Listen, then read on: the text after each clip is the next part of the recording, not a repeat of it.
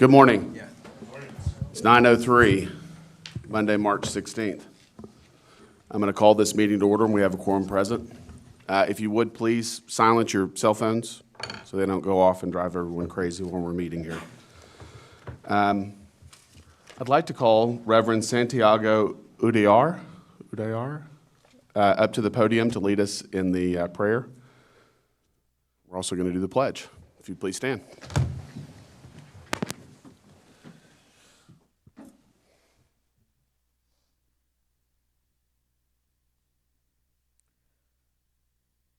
Triune God, you are a community of persons. In your mercy and grace, we come to you today asking for your guidance, wisdom, and support as we begin the City Planning Commission meeting. Give the members of this commission unity of heart and mind to consider the tasks and challenges before them today.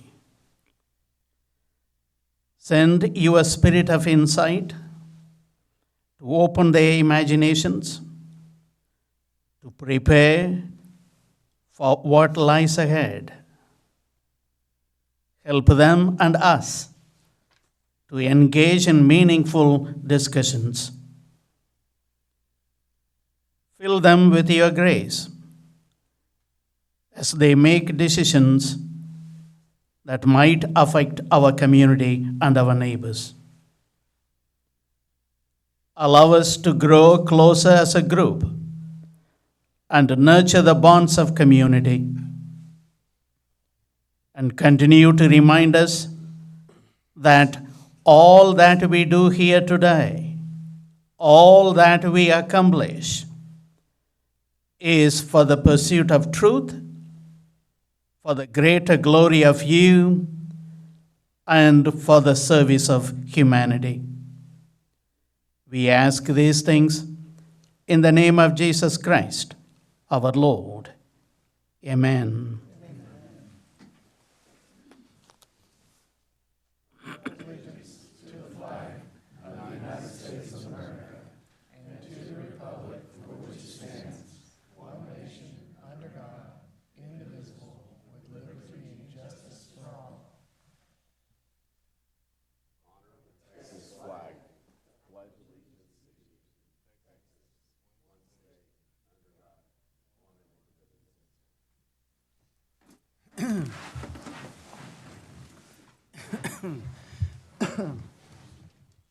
All right. We're going to go through the consent agenda. Commission may request for a consent agenda item to be moved to the regular agenda for presentation and public comment. Otherwise, the consent agenda will be considered in one vote. Consideration of approving the February 17th, well, can I do all of the consent agenda at once? So, do we have a motion on the consent agenda? Approve. We have a motion and a second to approve the consent agenda. All in favor say aye. Aye. Aye. Opposed? 6-0. Okay. By show of hands, if the folks in the audience could tell us if you're here for, if I can find it.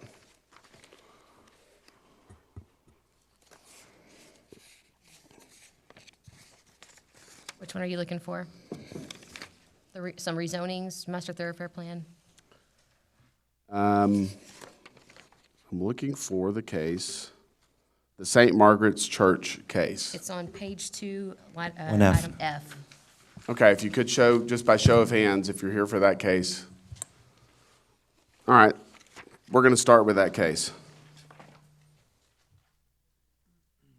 And then, by show of hands, who's here for the CBD zoning case? Okay. And then finally, what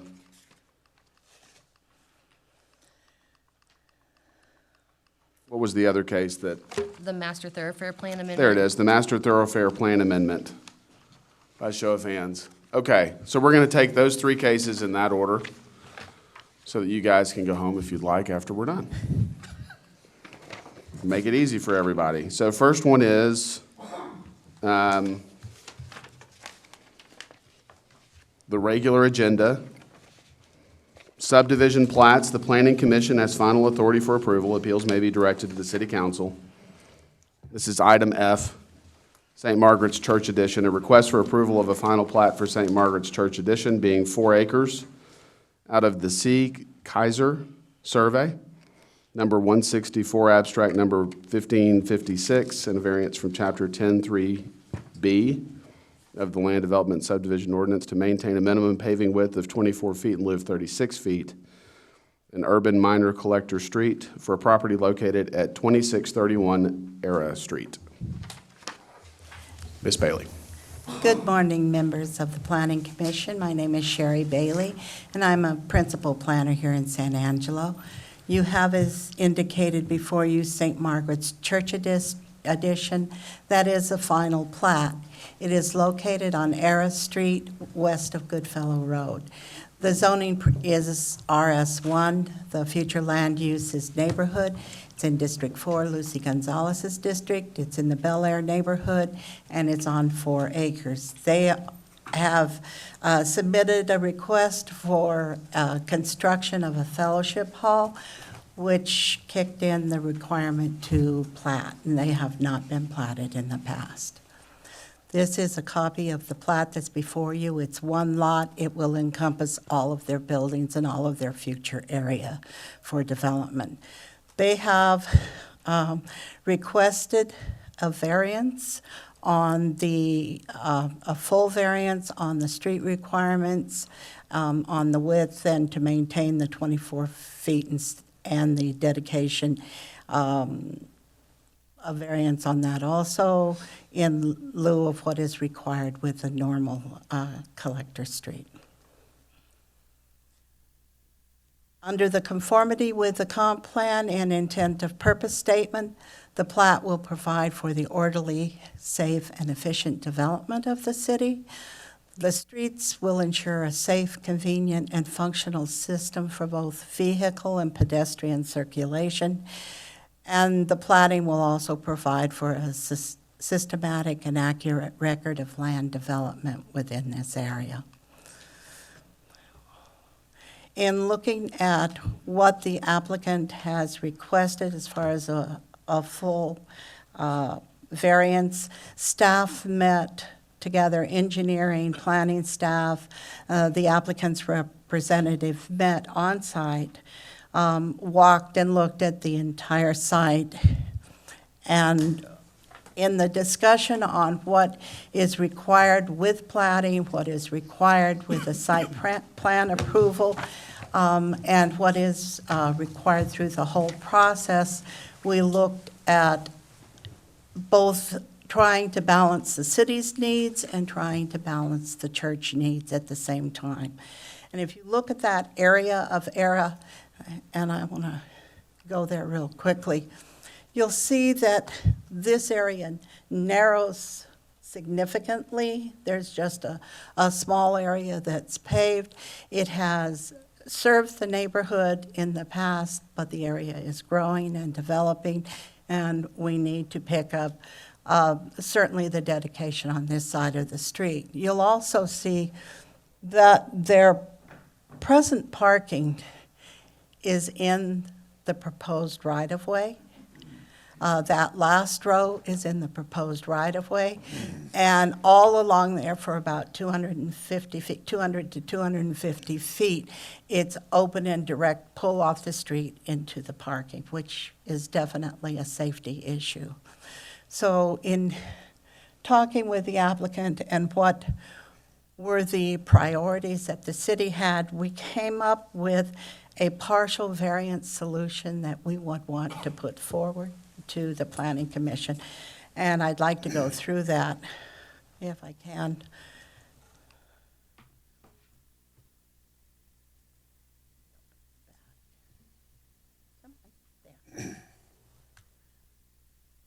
What we are proposing is that the required street dedication for a minor collector be granted. that the street paving width go down to the 30 feet, which is about what it is both to the east and to the west on those areas that are already curbed and guttered and paved. Where the existing parking lot is, we are proposing the street dedication that the row of parking be removed that's proposed to be in the right-of-way, and that a rolled curb be developed there, rather than curb and gutter per se, but a rolled curb to help control the drainage, which is a major issue. Then in back of that, there would be a striped 5-foot sidewalk identified in that asphalt area. And then in back of that, there would be a green space that would help define both the ingress and egress lanes and serve as collecting some of the drainage in the area and containing it on site so it didn't puddle in the parking lot.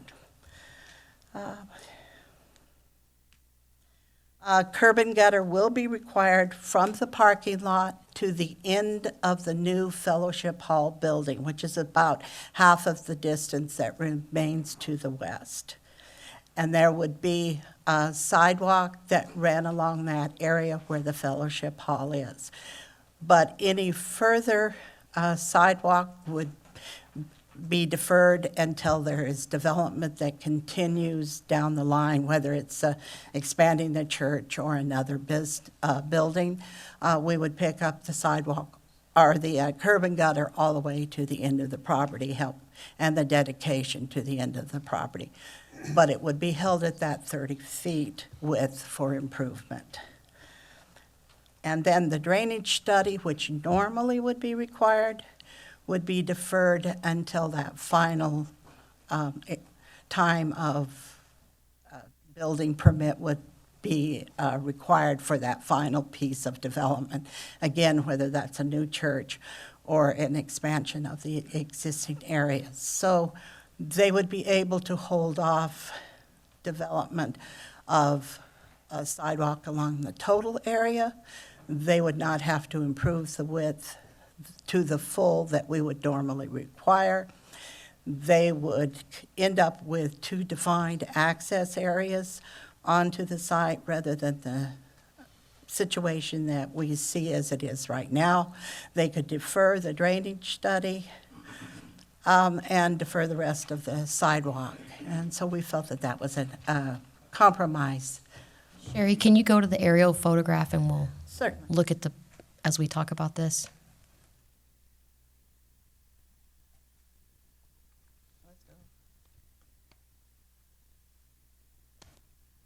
Probably the other way. Probably the other way to the very first slide. There we go. So, That'll help. yeah, Thank so you. Yeah, I'm sorry. curb and That's okay. gutter here. They're gonna build a sidewalk, they're gonna build a new building here. And then they're gonna take out some parking here, do a roll curb that'll allow access here and here and define that access. And then in this spot, they'll keep part of the asphalt, mark it as a sidewalk area, and not build a new sidewalk, just keep part of it. And then the rest of that will come out. So that is, if that helps, Yes. that's staff's recommendation on a partial variance. So the roadway will just extend right there. It's curb and guttered right here. So we will just extend a straight line out. It'll kind of even out the road as well. So And then the drainage study would be deferred. So the current width of ERA is 24 feet? It is. in front of the In front of the church. in front Yes. of the church. Yes, You're recommending 30 feet, yes, which is which means that consistent. they're responsible for 3 feet? They're actually going to vary in theirs because what engineering has asked them to do is take the curb line here and just go straight across their property. So they'll have a little bit more widening here than they would here, and then they'll have none where the parking lot is because they'll be able to use that existing asphalt. So it won't be exactly 3 feet or 2 feet. It will vary, and Russell is the applicant's representative. He'll probably be able to speak more to that. Okay. And as you can see, that center line, the proposed center line does jog to the north just a bit. Yes, ma'am. Okay. Anyone have questions for Ms. Bailey? You go to your recommendation, I'm sorry. Our recommendation is, that would be helpful, wouldn't it? Our recommendation is to approve the plat as submitted with the partial variance. Okay? And we have 4 conditions of approval. Okay? Everyone good? Thank you, Ms. Bailey. I'm going to open it up for public comment and hoping, yep, Mr. Gully. Hello, sir. Good morning, Russell with SKG Engineering. So the Air Street to the west that's curb and guttered is approximately 37 feet back to back. So that would kind of be the continuation and projection through there. They're close. You know, I want to thank staff certainly for kind of meeting us out there, trying to work through some sort of way to make this reasonable, feasible for the church to do. We wouldn't be here today had the subdivision ordinance not been revised, I don't know however long ago it was, for commercial property from 50% of the building area down to 25%. So, you know, the church has been working on this this building addition for probably about 3 years now. So, you know, it's a small church. It's not a developing neighborhood. It's, you know, the church has been there since 1965.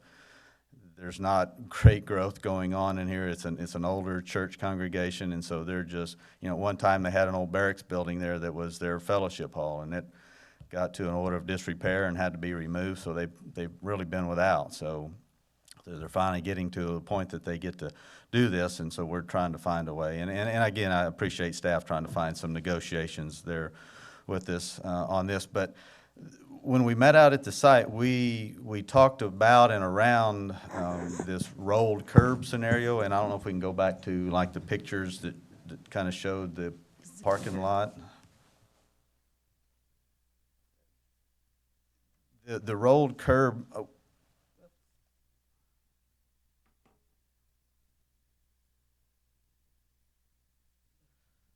So the rolled curb would probably be somewhere in this area.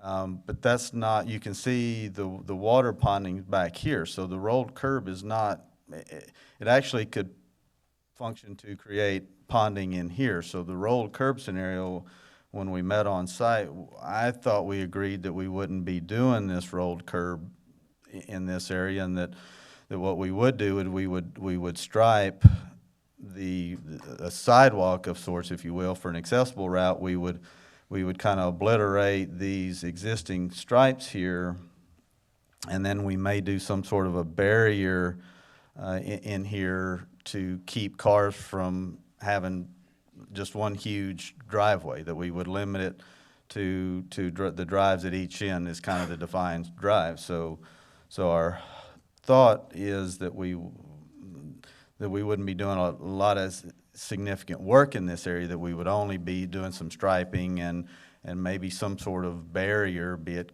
curb and gutter, a curb, a fence, something that you will, that would kind of limit people from going through there. So this, what they're talking about, kind of seems to be taking to a next level. So we would ask to back down from that, really limited us to the striping of the sidewalk, removing those parking spaces, and then just creating some sort of barrier along there.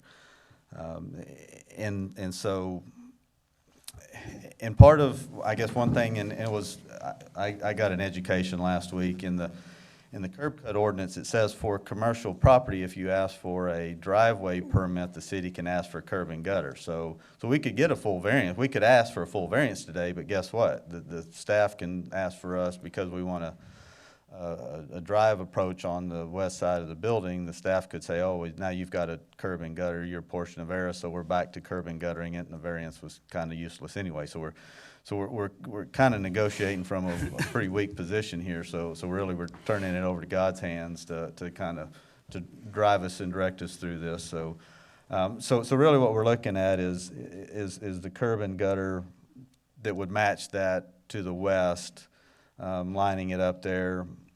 You know, our hope was that we could defer that. There again, that's just an added cost. The churches scrape together everything they can just to get to the point to be able to build this. So this is a challenge for them. But so we would ask that, and I don't know how we have the discussion for this rolled curb within the existing parking lot. If y'all remember Yeah. that meeting. I would probably defer that to engineering if, I think the curb and gutter situation would be determined by kind of the drainage of that area. I see what Russell's saying about the water ponding on the street right now, so the curb might make it pond behind there, which we don't want that ponding in the parking lot. But I think Mitchell is here. Mitchell, can you give us some idea of your thoughts from Russell? He's right behind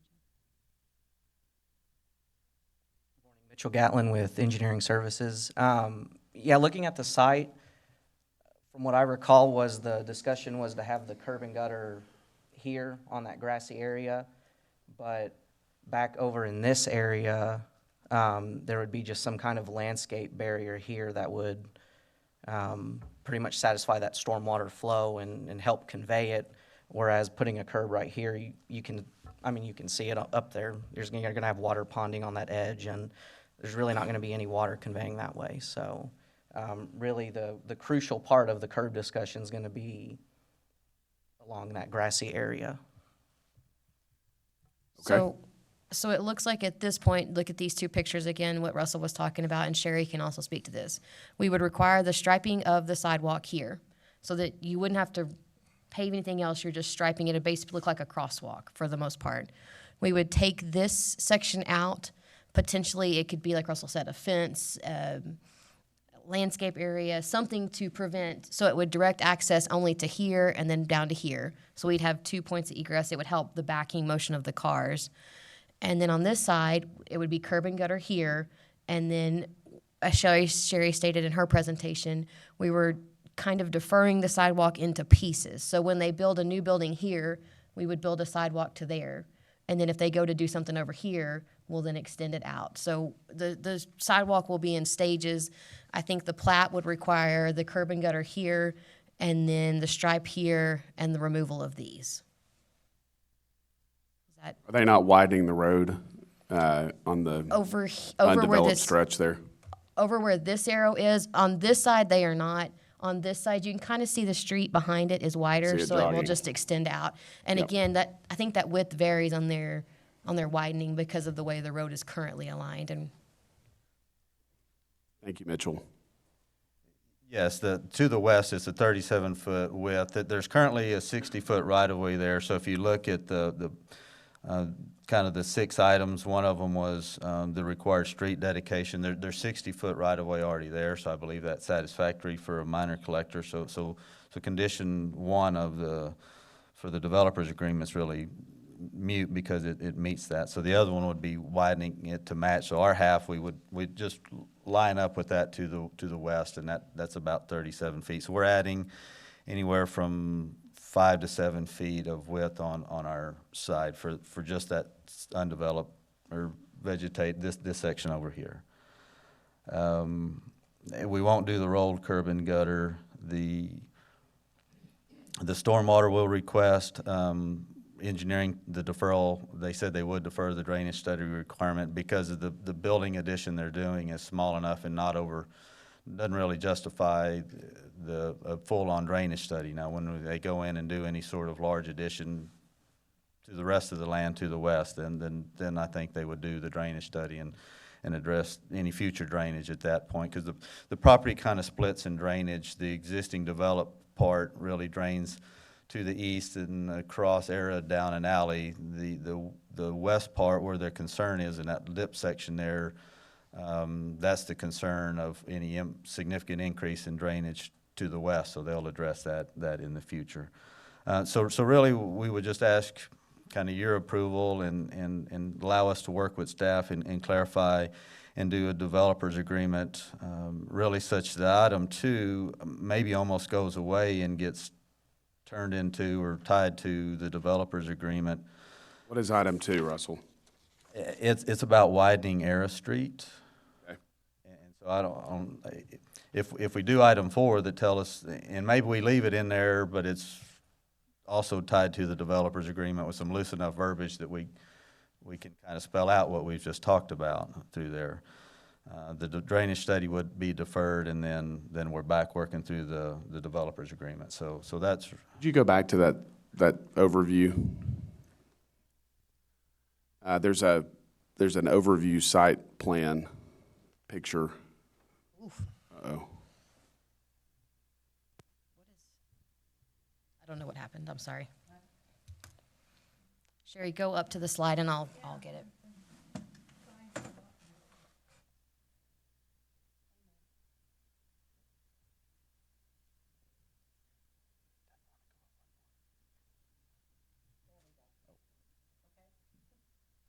Okay.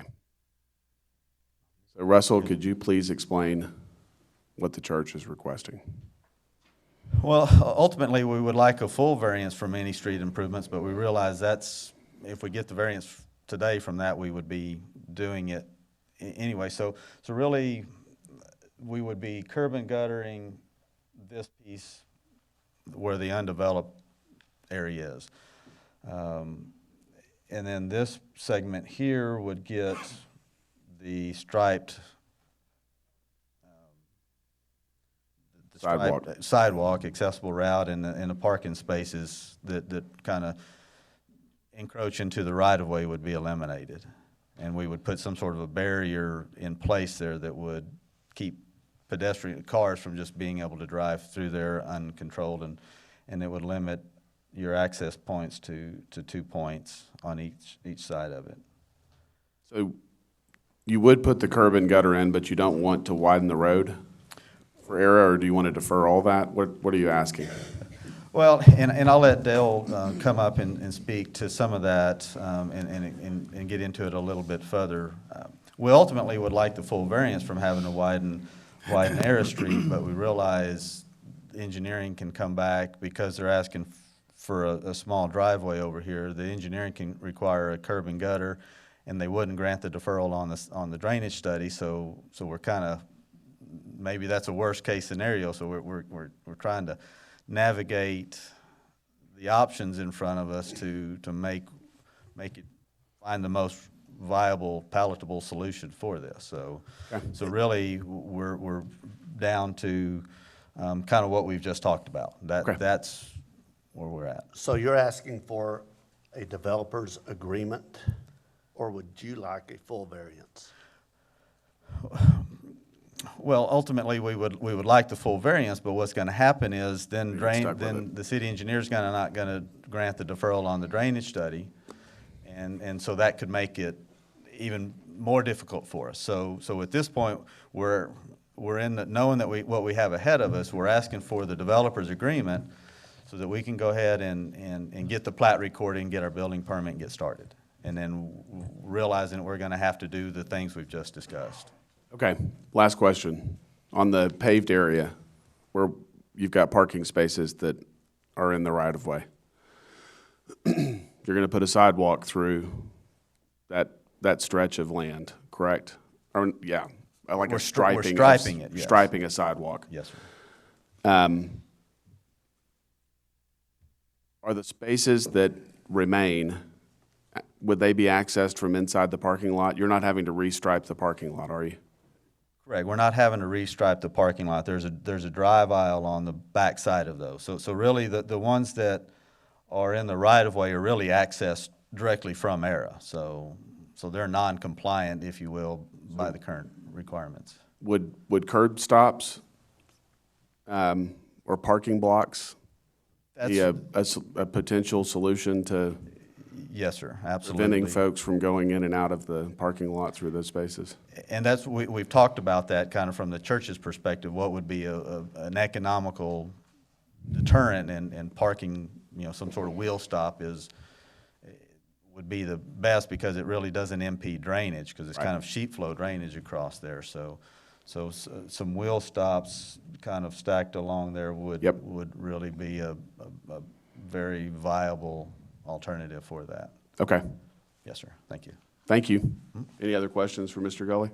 Thank you, sir.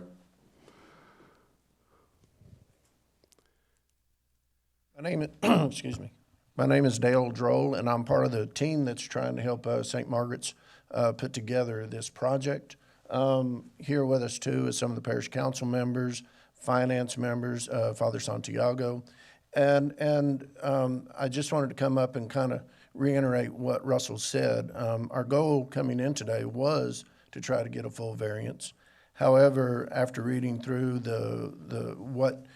what staff has put together, and we appreciate everything staff has done to work with us on this, we see that if we do get a full variance, I think we will have to do some other work. It'll trigger additional work. So that's unfortunate, but that is the way it is. But I agree with Russell, if we can do all the steps that he outlined and that y'all have discussed, that we could get started.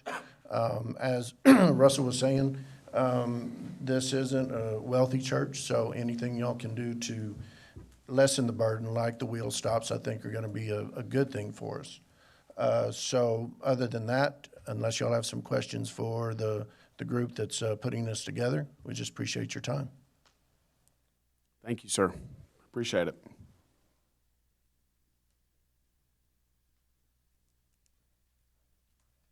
Harry Thomas.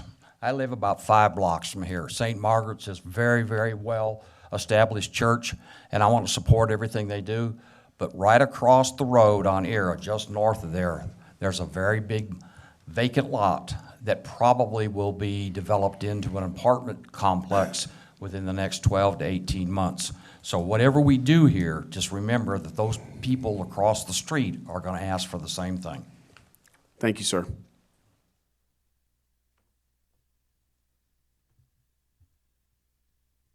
All right, anyone else wish to speak on this case? If you would, please come forward, state your name. All right, we're going to close public comment. Anyone have thoughts they'd like to share or wish to make a motion? Jerry, can you go to the recommendation slide again? I'd like to help the church get it without a full variance, but get a developer's agreement. Okay. So a developer's agreement that defers the obligations for the widening of the street and the curb and gutter? Yes. Okay. Anyone else have thoughts they'd like to share? Anyone wish to make a motion?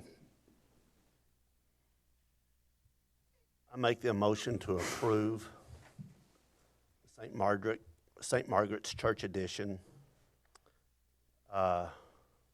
with a partial variance, and in paragraph 2, have a developer's agreement for the improved Era Street, or for the improvement of the street. So they would defer their requirement to pave and gutter the undeveloped stretch of their Well, frontage? we would work with them. We're going to have something that triggers it. So we'll work with them as we go. Again, we've worked really closely with them up to this point. We think this is a great opportunity for this area, and so we'll work with them as we go. So I don't know if they have any other concerns, but a developer's agreement seems to be the best option for everybody.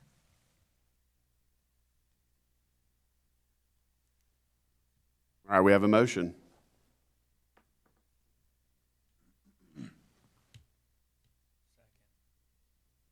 Okay, we have a motion and a second. All in favor, say aye. Aye. Aye. Opposed? So 4-2. Chair Stribling, who were the 2 nays? Thank you.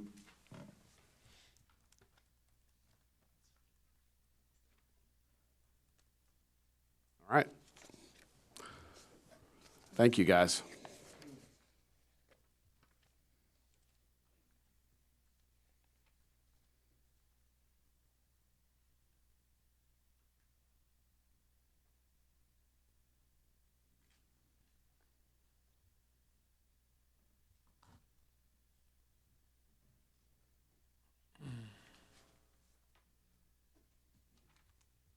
All right, so now we're going to go to rezonings. City Council has final authority for approval of rezoning. Z 20-03, COSA, Northwest Expansion of CBD zoning. Request for approval of a rezoning from the general commercial, heavy commercial, neighborhood commercial, office commercial, light manufacturing, office warehouse, and low-rise multifamily residential zoning districts to the Central Business District zoning district on approximately 100 acres, generally located north of West Harris Avenue, west of Houston Hart Expressway, south of West Houston Hart Expressway, east of Santa Fe Park, and west of North Chadbourne Street. Good morning, Planning Commissioners. Hillary Bucher, Planning Manager. Again, we're looking at about 100 acres north of Harris, and it's south of Houston Hart, east of Santa Fe Park, and west of Chadbourne. We're rezoning from 8 different zoning districts: CG, CGCH, CH, CN, CO, ML, OW, and RM1 to CBD. This is in District 3, Harry Thomas's district, in the downtown and Reagan neighborhoods. So this will kind of show you an area. These 2 maps depict the future land use, which is what we're basing this rezoning off of. In the 2009 comprehensive plan, it designated this area as downtown. So we're looking at an area, Houston Hart would be here, Harris is here, this is Santa Fe Park currently, and Chadbourne runs this way. So that'll kind of give you a boundary. On the right-hand side, you will see the current zoning. So we have, again, 8 different zonings. We have left out the property here in the middle. That property is the only one that would not fit in the Central Business District with a conditional use, a special use. There's no way. So we may look at that property later to do a plan development or something, but for now, they will stay ML because there is no way they could fit within the Central Business District. So we have sent out 128 mailed notices. We received 1 in favor, 2 in opposition. With that being said, I received 2, 1 late Friday and 1 this morning, so you should have those at your desk. I've printed those out for you. So you'll see as you look through this, the opposition has come from the ML area, and we'll go through the ML differences. So the ML property owners' concerns that I've talked with, these are the 3 major ones I would say, is outdoor storage. ML would allow unlimited outdoor storage today, where CBD would only allow up to 1,000 square feet or 10% of the site. So obviously that's something that a lot of these contractors' yards and a couple of these businesses have outdoor storage. That being said, staff is looking into a text amendment. Again, I can't promise anything because we haven't gotten there yet, but the current OW zoning allows additional storage with a screened area, so that is an option that we could come forward with in the next couple months. So we are looking at that concern. Intermodal containers, ML would allow intermodal containers to be used as storage by right, whereas CB would prohibit this use.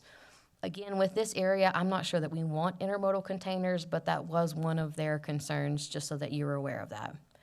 The final concern is probably the largest one. Their concern is the light manufacturing uses. The ML would allow these light manufacturing uses where they would not be allowed in CBD. Again, most of this area I went through and actually mapped out. I have a page here. There are, most properties would be allowed by right. I do have 7 properties that would need a conditional use. So everything in red would need a conditional use. So I had looked at it. Staff is intending to follow up with these conditional uses, so these properties will not be non-conforming. But as of today, we believe everything would be conforming other than these 6, and I'll show you a map.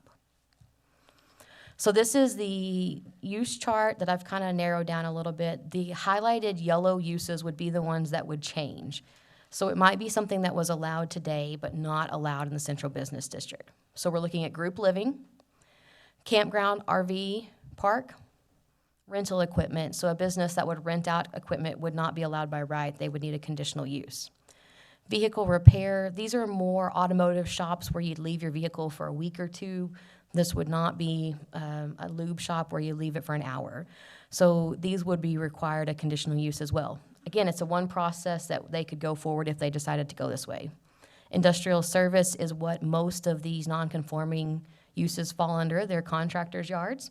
So that would be a conditional use. So it'd be a pretty easy fix. And again, staff is looking to follow this rezoning up with these conditional uses on their behalf.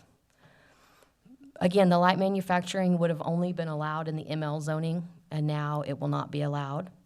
There's a bunch of them that would be agricultural, animal kennel, horse boarding, mining, plant nursery, and some of the other light manufacturing uses. So again, the main thing it's going to limit is your light manufacturing uses. It still does allow for, let me go back one, it still does allow for manufacturing, craft by artisan, warehouse and freight movement, and wholesale trade.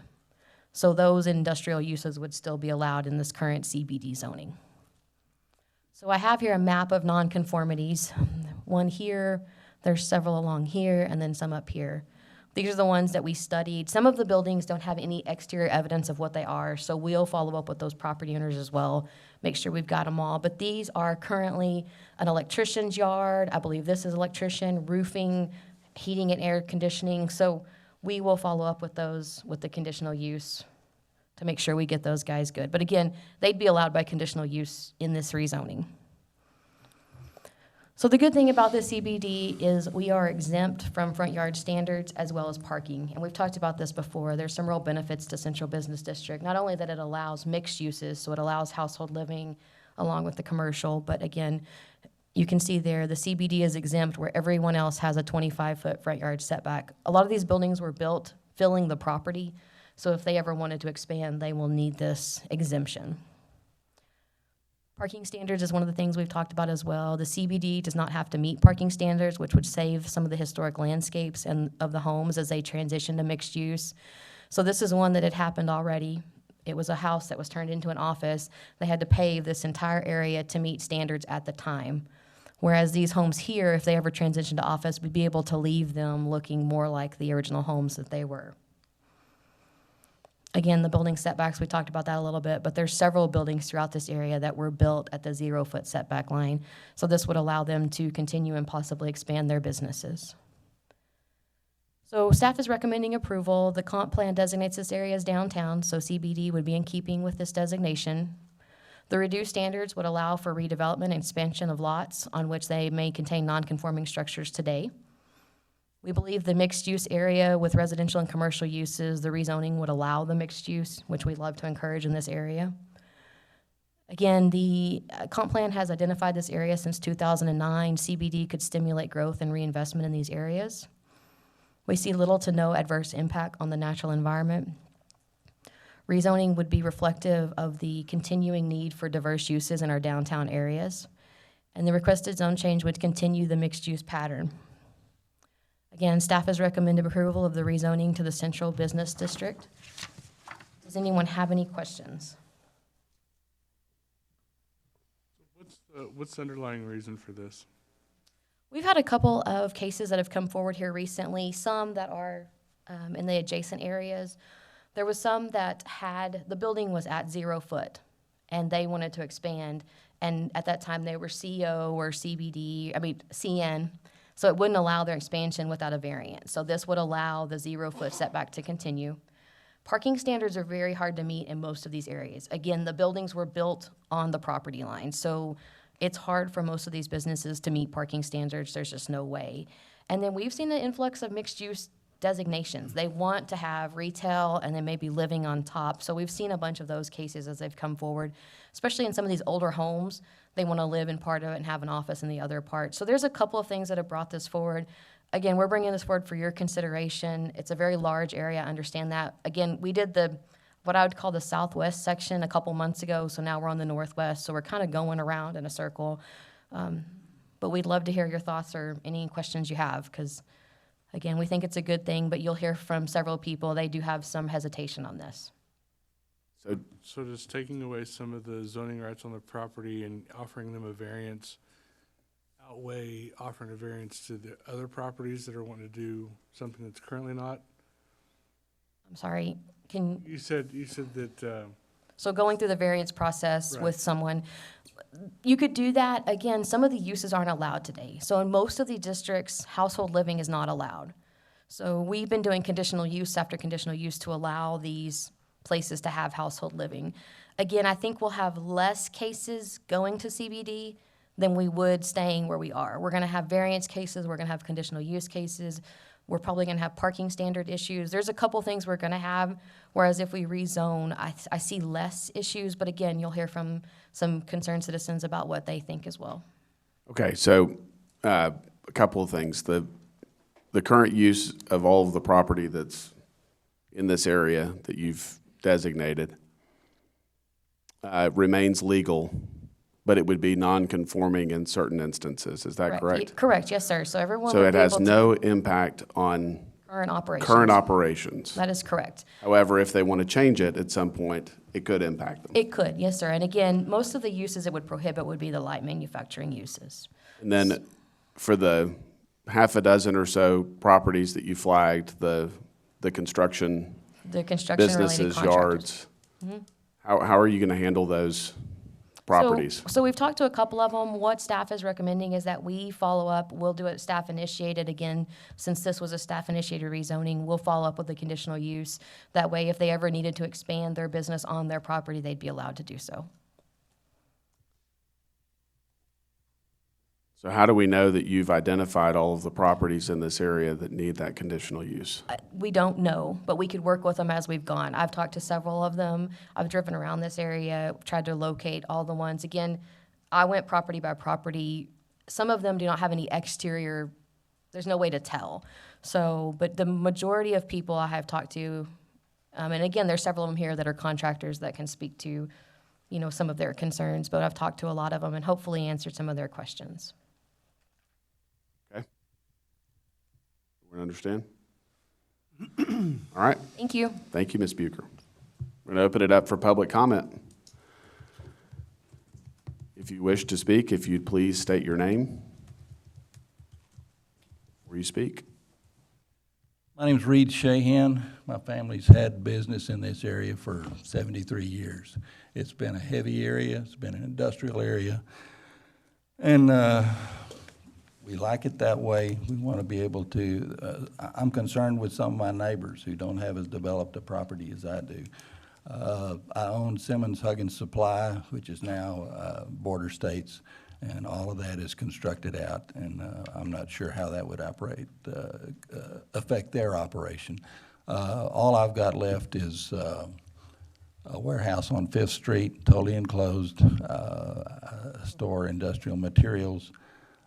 If I were to sell that property and somebody else changed the use a bit that was still consistent with light manufacturing, there would be a lot different requirements if they were a CBD zoning. Parking is a question. Trying to research the parking, we get online, and there are these sheets that the planning department has got that are not up to date. They're not up to date on the website. They're not up to date in the handout requesting, determining what parking requirements are in these different areas. So that's difficult. You might have had more people up here that thought that it affected their property if those sheets were updated. Outdoor storage would change when it went to CBD down to 10% outdoor storage. There are other people here. There's an electrical contractor here that would definitely affect his business because he's bought other lots that are around and wishes to expand his business in something that's been a heavy area. And going to CBD would make it much more difficult. You talk about conditional use. You talk about variances. This requires $400 and a trip to your body, and then another 60 days going to the council. Makes it much more difficult. There are other people in this area that have been there forever. That is a very intimidating process for them. Palmer Feed. We've got a big island in here. Well, what is that big island? That's Palmer Feed's existing operation. Palmer Feed has put millions of dollars into this area. And if he ever wants to expand, he'll be in a CBD zone. If he wants to put another warehouse and run forklifts all around, he's in a CBD zone. His outdoor storage requirements are changed, and it would essentially landlock one of the few manufacturers that we've got in San Angelo, and that being Palmer Feed. I don't know what's wrong with what we've got. It's been the area, and my situation is light manufacturing. There are other people that have got different zonings on there, but I don't know what's wrong with what we've got. Thanks. Thank you, sir.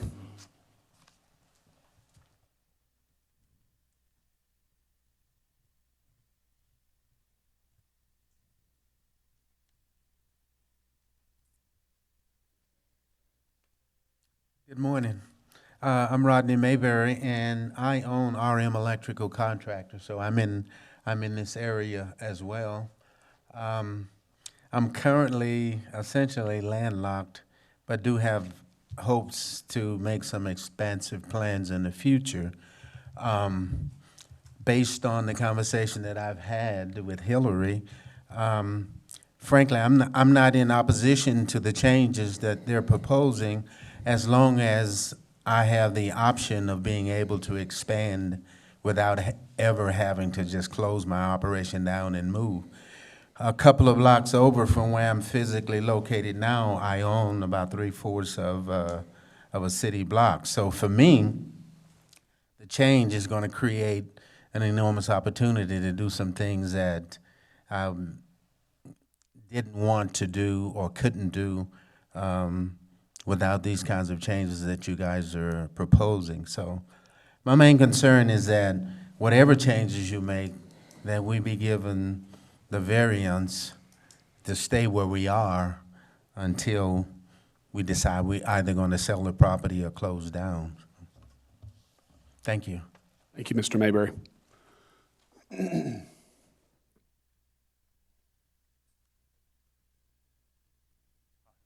morning. I'm Bruce Willig with Western Ironworks. We still have a half acre of properties there along 6th Street, bordered by Irving and 5th.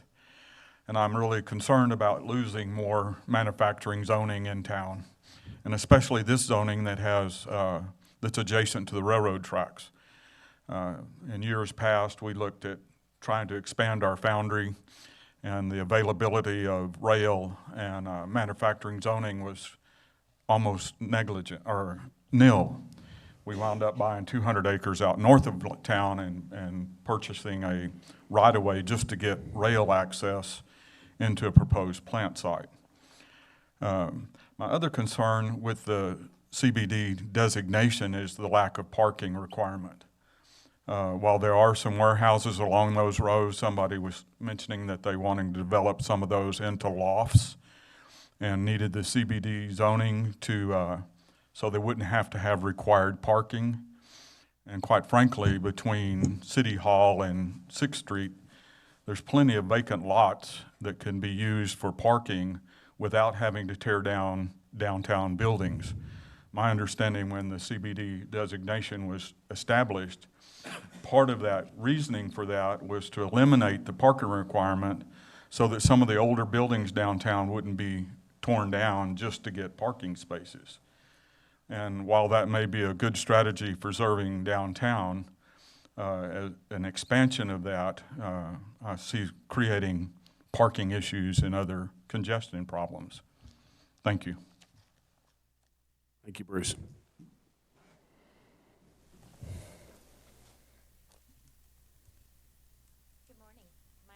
Laura, I own 2 buildings on West 4th Street. I'm in support of the proposal, and I'm hoping others can understand that, as we all know, we have pros and cons to this proposal. There's likes and dislikes. However, overall, in the long run, I believe rezoning to CBD will have benefits that will outweigh any negative prospects in the long run. This will be giving the whole area a larger variety of uses under one roof, where it isn't as limited as it is now, where each and every section that has its own ML and all that. Now, as far as the conditional uses and stuff, I've already gone through that route, so it's kind of a give and take. There's going to be on both sides, conditional use permits and access and applications for that, which I've been paying for and will be continuing to pay for until this possibly gets rezoned. And, but I think change is generally not easy for anyone, even myself, especially if we have grown comfortable in a place for many years. Change can be difficult, but more than not, it is needed and overdue and sometimes inevitable to make improvements. And if you notice in some of the pictures presented are some lots and buildings, lots of lots and buildings that are underutilized, underdeveloped, in some cases are just sitting there stagnant.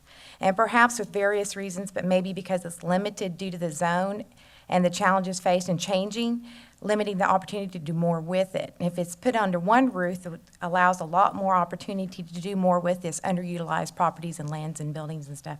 As far as parking, yeah, it's always an issue, even if you put it under CBD, you know, talking about congestion and all this kind of stuff. Well, it's kind of a give and take. Like Hillary said before, these buildings were literally built on with no easement, no parking, and my buildings are such as that because the buildings that I have are part of the old Gulf, Colorado freight railroad buildings. And there is no parking. But there's always ways that we can incorporate parking, and I'm hoping that CBD will allow for that. Now, as far as Mr. Willig, his land that he has, if I'm not mistaken, it's for sale, and it's been for sale for their current developmental proposals for land that's, whoever chooses to buy it will be able to figure out what the zoning requirements are prior. Any land that's going to be needed to be developed later on, we'll have to look into that prior to buying. That's what I did. I consulted with Hillary upon purchasing my land, what zone it was, what I'd be allowed to do. I'm going to have a mixed-use building, I'm hoping, from venue to loft, and I'm trying to really redevelop this area, reinvent it, kind of bring it back to life. But when you're under such limitations with the zoning areas that are there right now, it limits the perspectives that could be put out and set forth. So I'm just hoping that y'all will take it all in consideration, and I thank you for your time. Thank you. Thank you.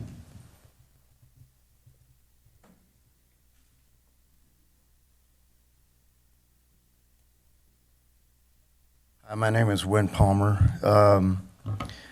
My sentiments echo those of Mr. Shahan. Light manufacturing is essential to what we do. With respect to 4th Street, if you've driven down 4th Street, parking on 4th Street is a no-go.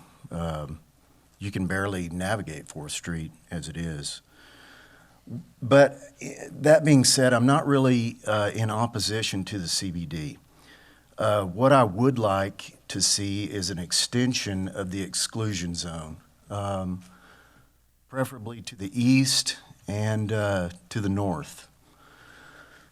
Let's see. As I understand it, to the west, that's not light manufacturing. But we do have future plans for expansion, and we would like to not be landlocked. The variance process or any kind of zone change process takes a lot of work and it takes some money. So that's our stance. Thank you. Thank you, Mr. Palmer.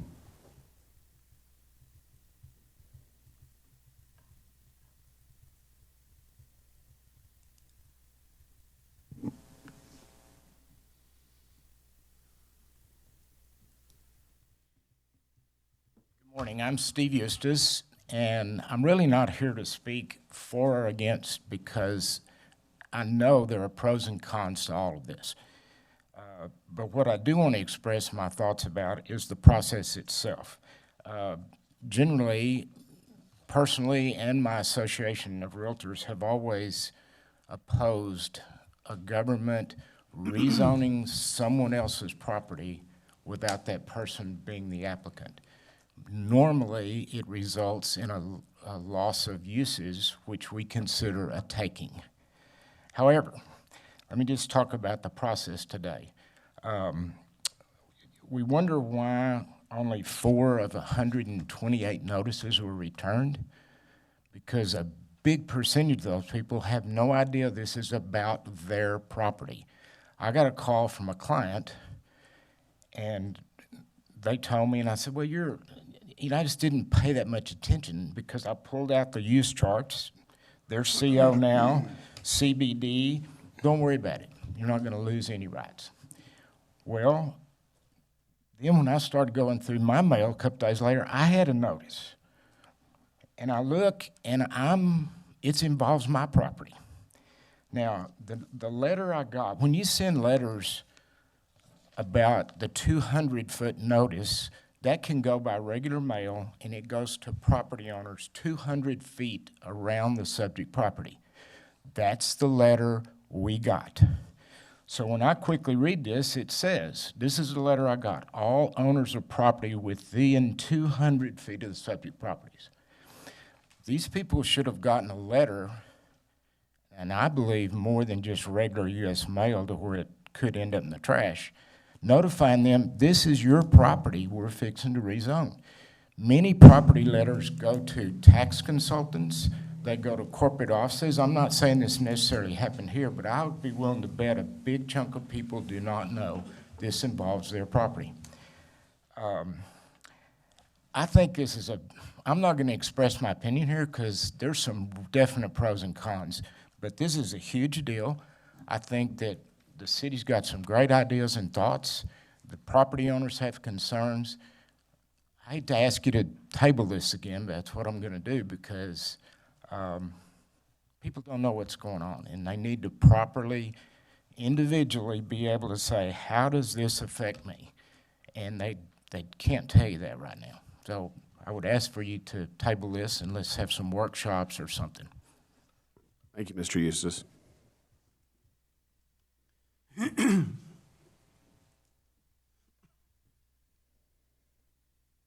name's Ronnie Wegner. I have one of those properties that it's a money pit. And quite frankly, all the property around it looks like it needs some help. I'm not sure if this is a good or bad thing, but the way I see it, all of the business owners that have property in this area could use a little improvements on their property. And if this zone change means that it'll improve the value of my property by setting some standards, then I'm all for it. So it's a hard thing to change, but if it means something good, then I'm all for it. Thank you, sir.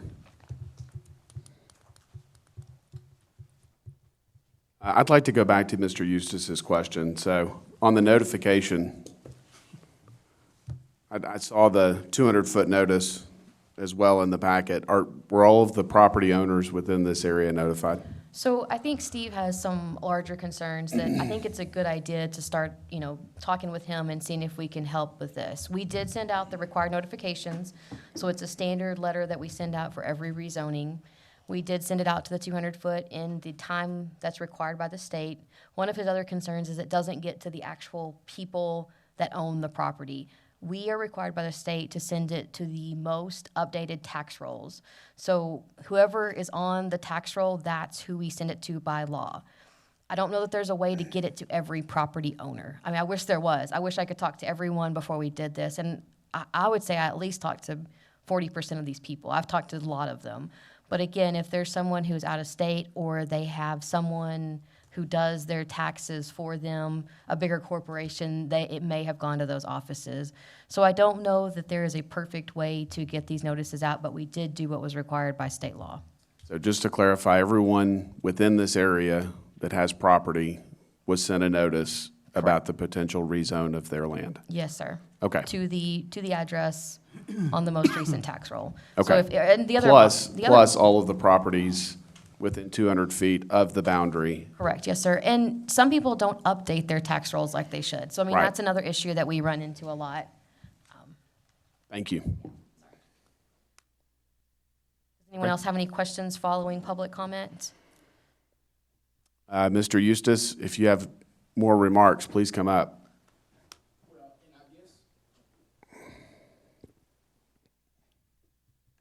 I'm going to ask Curry, the 200-foot notification required by law, sent to addresses that are on the tax roll.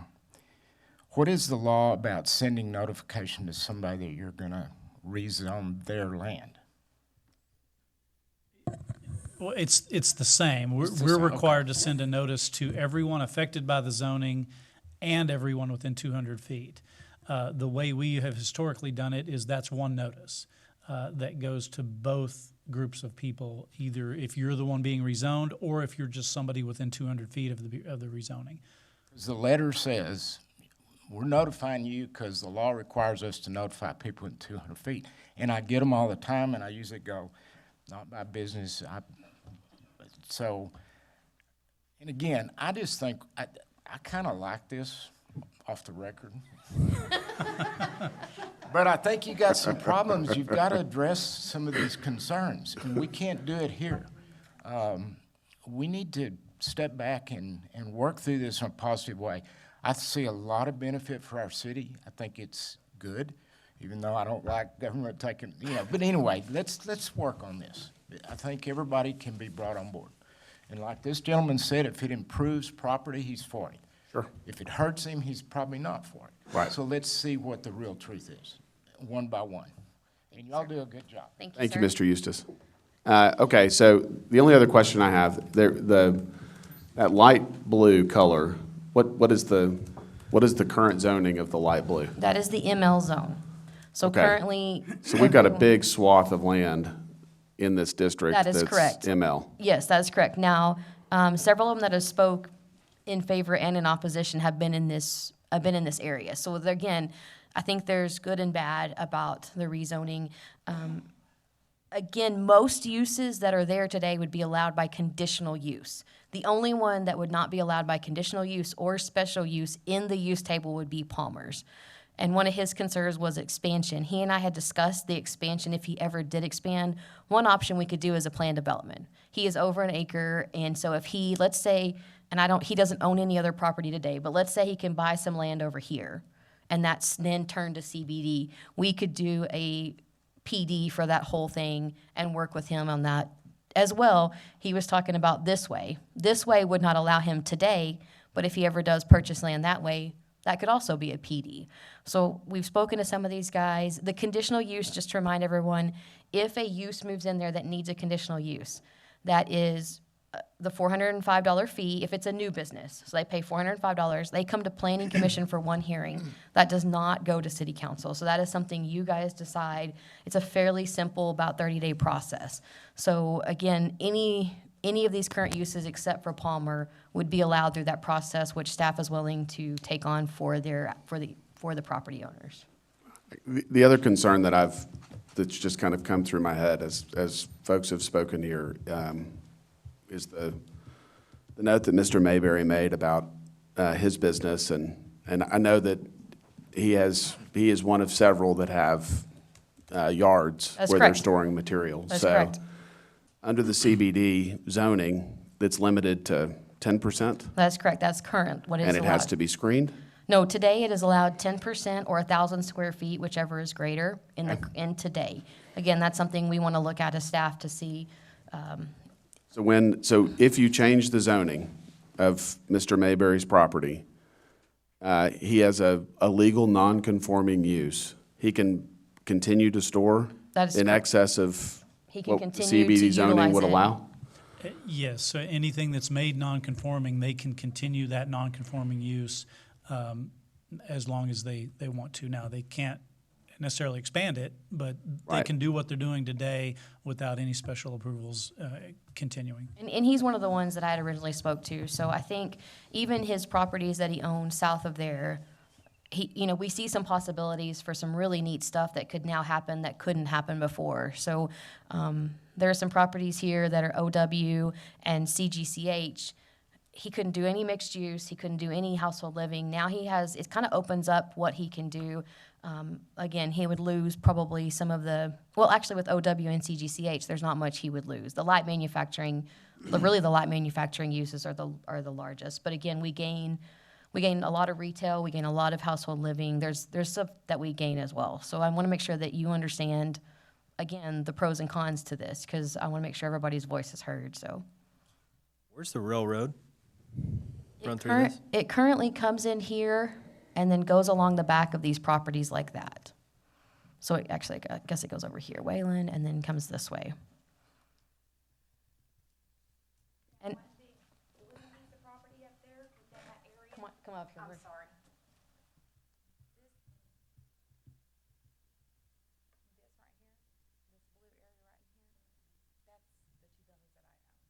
Okay. And those, just for your reference, those did receive the conditional use for household living. Again, there's going to be other things that we're going to have to look at as she develops, but with the CBD, it would eliminate some of those, but. I was told that the rail at one point had more switches. There was more people utilizing it than there is today. But again, there's several people that still use it today. I think Palmer's is one of them. They still use the rail access. So I think it's a really unique opportunity to allow some mixed uses in a really cool area. But you've heard there are some opposition. There is some to losing that light manufacturing. Okay, is there anyone else that wishes to speak on this case? All right, I'm going to close public comment. Anyone want to share thoughts or make a motion? This is, personally, I think this is a big decision, and I want to make sure that the folks that are impacted by this are properly notified and aware of And what again, the there's- impact is. There's no other way for us to get a hold of these people. We had sent out the letter. We don't have phone numbers for every property owner. I really wish there was a really good way, but we have sent out the required notices. I've mentioned my concerns about this before, at least as far as the failure to respond, or the lack of responses to the notifications in some of the other cases that we've had. I share the same concern, especially with a case that directly impacts someone. The 200-foot notice maybe not as important as a case like this where it is a rezoning of your property. I feel like we need at least another round of notices to give these folks an opportunity to speak if they feel they need to. I guess I'm going to disagree with my colleagues. I don't understand how much notification can and should you give someone. I don't understand as a society why we're moving to, we have to create all this extra work on staff we have done what the guy who sits in Austin, Texas tells everybody to do. They do it.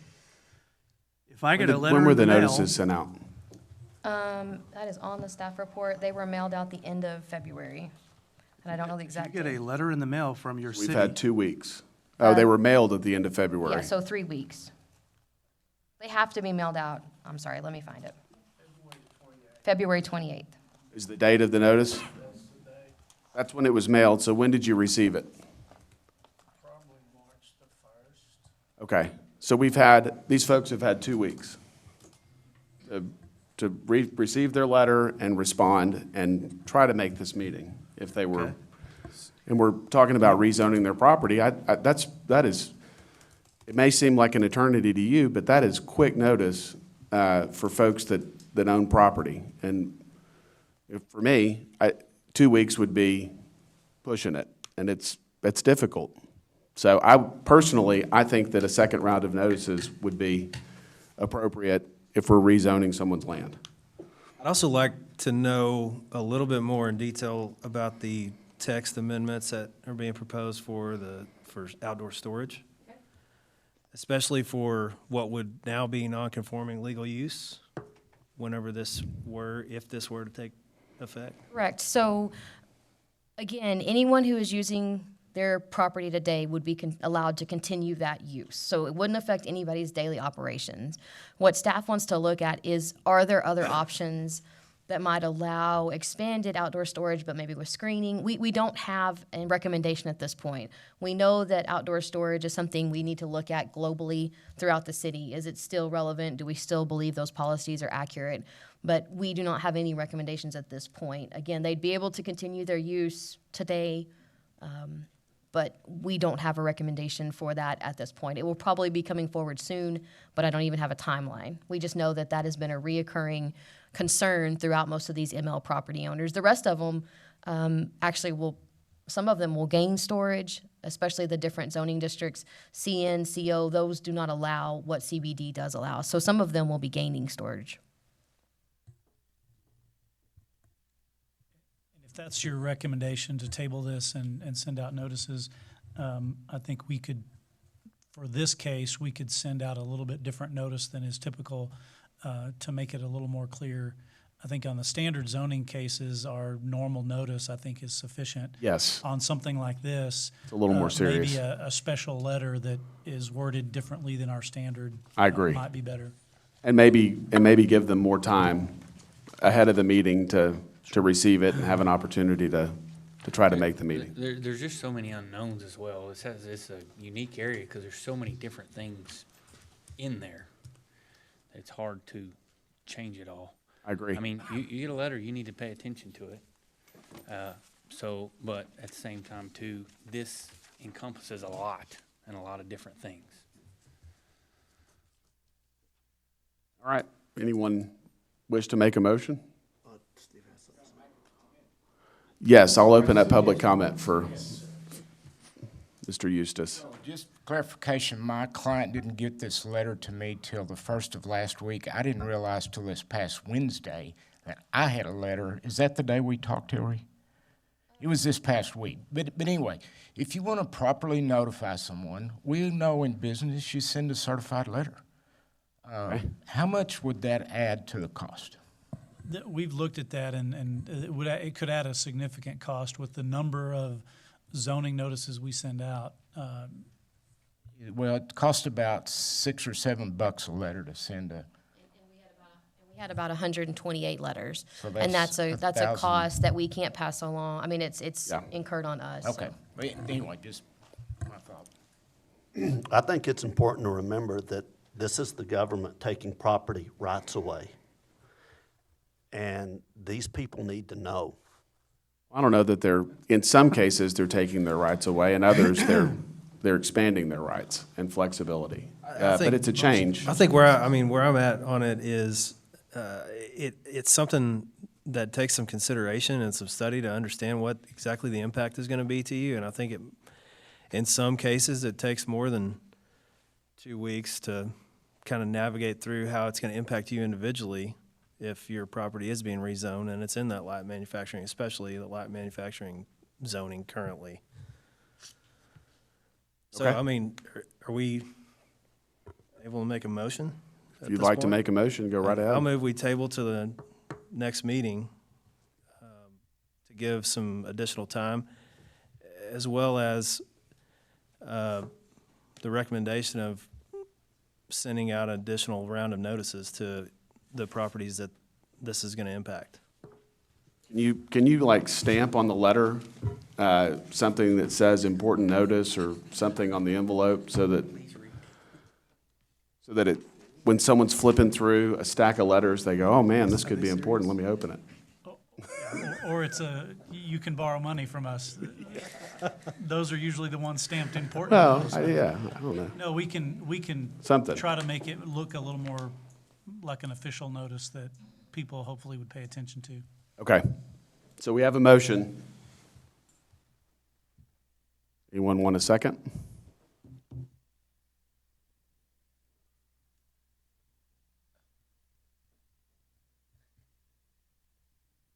Okay, motion fails. Anyone else wish to make a motion? I'll make a motion to approve as presented. We've given plenty of time. There's been plenty of notification. We have followed the state law. It is your job to look at a letter or a piece of mail that you receive, to look at what it is. Is it important? Do I understand it? If I don't, there's a phone number and an address on the bottom of that notice. Same thing when you get your water bill. There's a date that it is due and something happens after that date. Same thing with your gas bill, your car payments. We have a banker up here. What happens when people are late on their notes? Guys, come on, I mean. All right, so we have a motion to approve as the staff has recommended, I'll second. and we have a second. All in favor, say aye. Aye. Opposed? Aye. Aye. Can we get a show of hands? That was, Okay, in favor? In favor, raise your hand.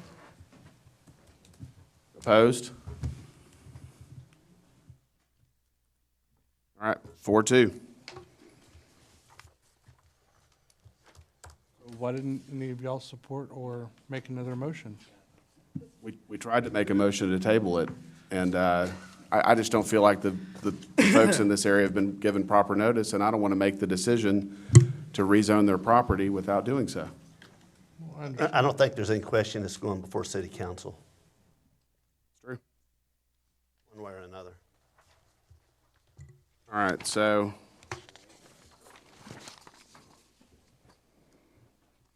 go back to, I'm jumping around here. Sorry, guys.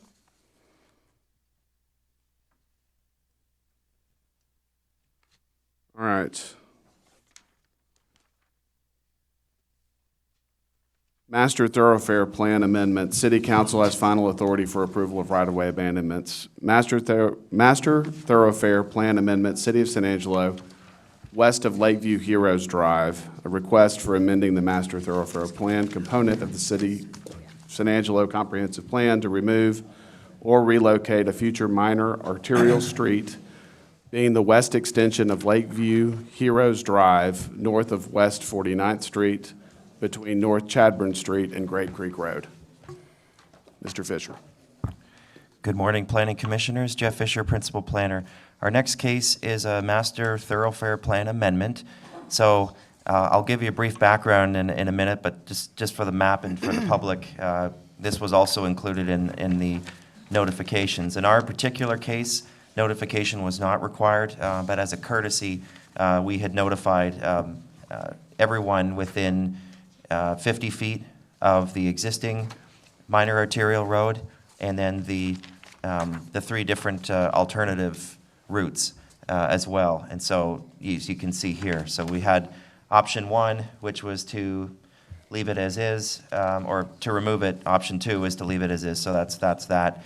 3 is to shift the arterial to the north and go behind the properties that are on the north side of 49th, so just beyond the rear lot lines.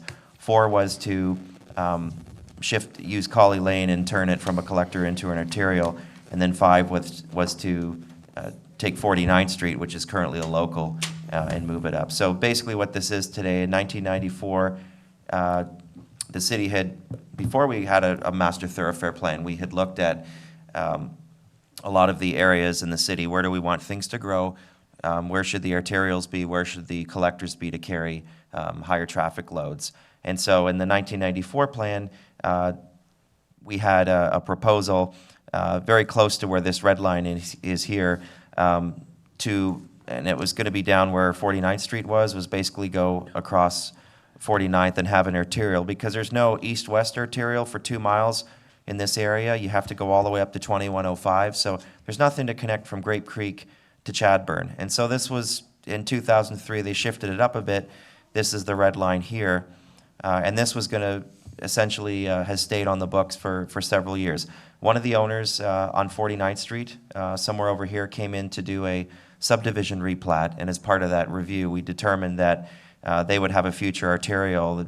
Basically, they'd have to dedicate the land or pay the monies to the city. That would be quite cost prohibitive to them, so they were able to work that out and do a preliminary plat for the area. But that made us start to think, if any one of these owners came in to do replats, they're going to have to dedicate that. So that made us think, do we want to keep this for the future? And we don't know when this is going to get built. This could take 2 years, 5 years, 20 years, but we don't want to lose the opportunity to keep an arterial connection between Grape Creek and Chadburn, because this will go up to Bryant.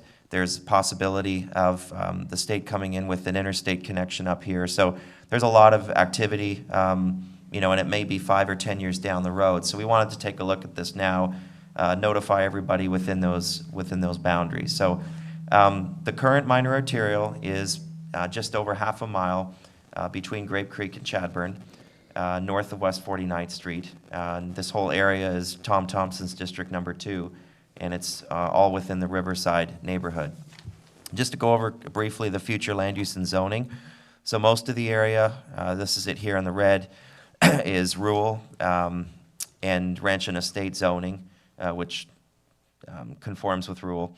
As you go further along towards Chadburn, you've got a general commercial zoning and designation in the comprehensive plan. So even though most of these areas here are still zoned residential, some of these areas here could be rezoned in the future to commercial. So we tried to look at all of the existing zoning, all of the future potential zoning, potential traffic impacts. We included, in addition to the residents, we had the MPO. We met with the MPO. We forwarded to Rick Bacon, our county commissioner in that area, all for comments as well. City operations, engineering. So we had all the city departments in some meetings. So this is the map from 1994 that was proposed. So it was actually going to go through where the Coliseum is and then swoop up and go across 49th Street. The current plan goes a little bit above 50th Street, and so we do want to keep it sort of in that area, and we'll go over that in a minute. So 66 notices were mailed out, and again, it's all the property owners within 50 feet of the existing arterial and with the proposed alternative routes. We received 1 letter in favor and 3 in opposition.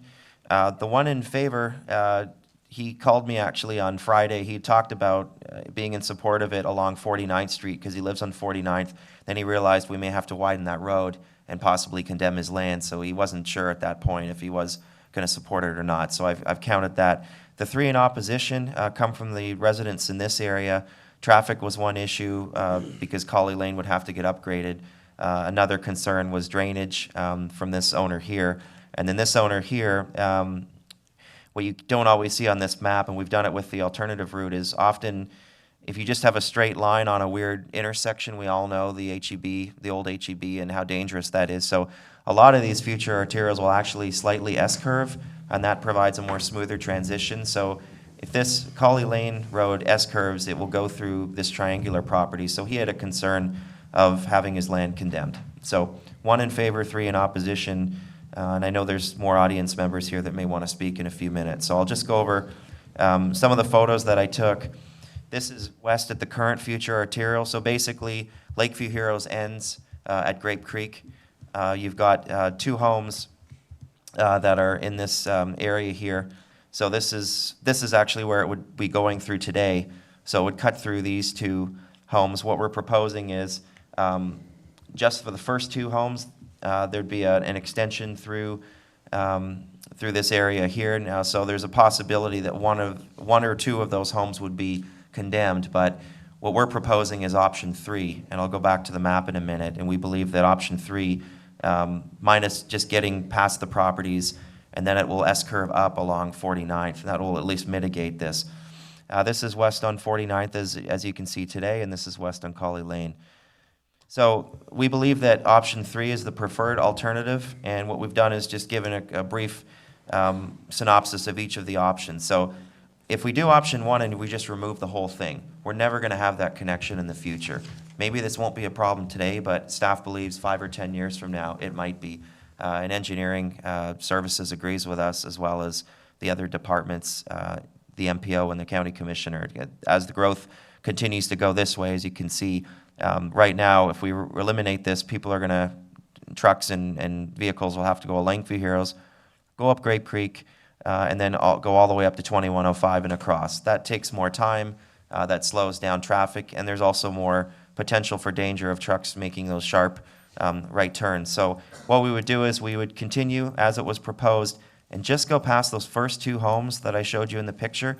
Then it would S-curve up, so it's the green line, and then it would go behind the properties that abut 49th Street. So this way, it wouldn't cut all the properties in half. They could continue along and replat and not lose all of the land, and it would be the least intrusive. Now, the properties to the north would have to, sure, as they go to replat or as the city comes in, whichever is first, would have to dedicate that 80 feet of land, but they also have additional land to the north. So it wouldn't make their lots more non-conforming. It wouldn't take away some of those accessory buildings in the back. So there's a consensus, at least with staff and multiple agencies, that we do need an arterial to accommodate the future growth. So we are against option 1. Option 2 was to leave it as is.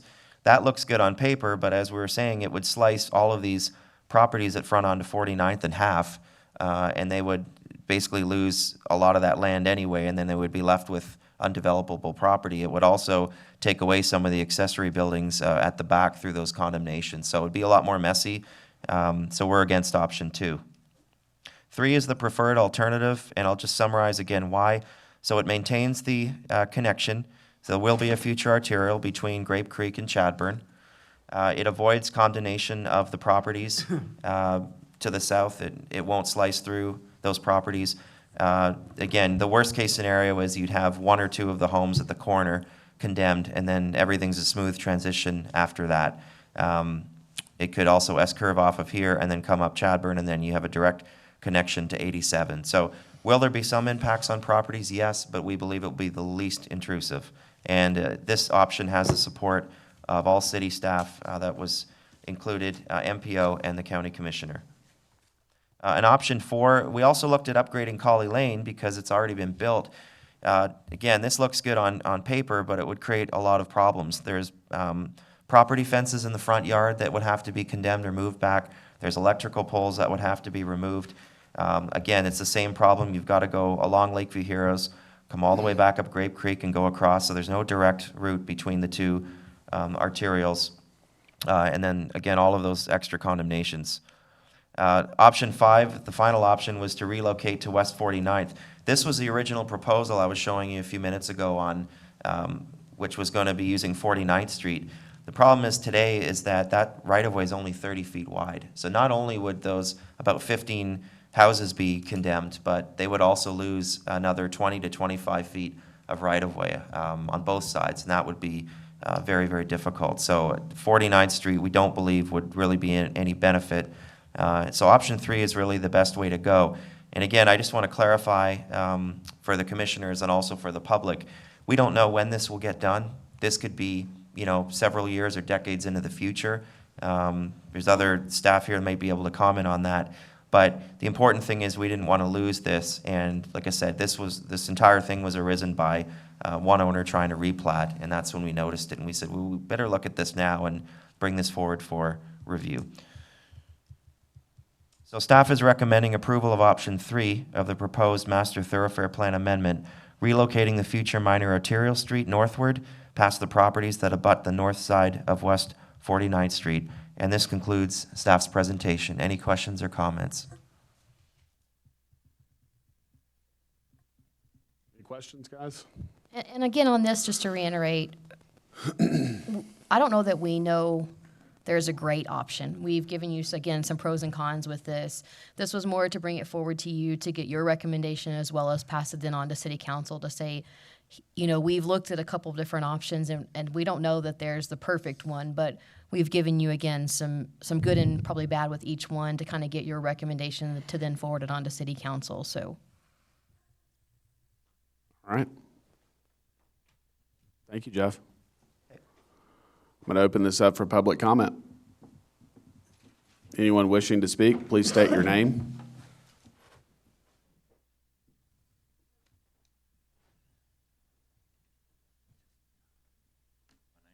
Grothy, and I own the property.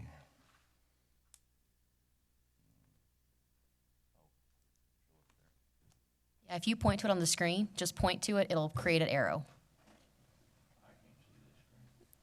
Okay, so the yellow is Colley, and then the blue is 49th.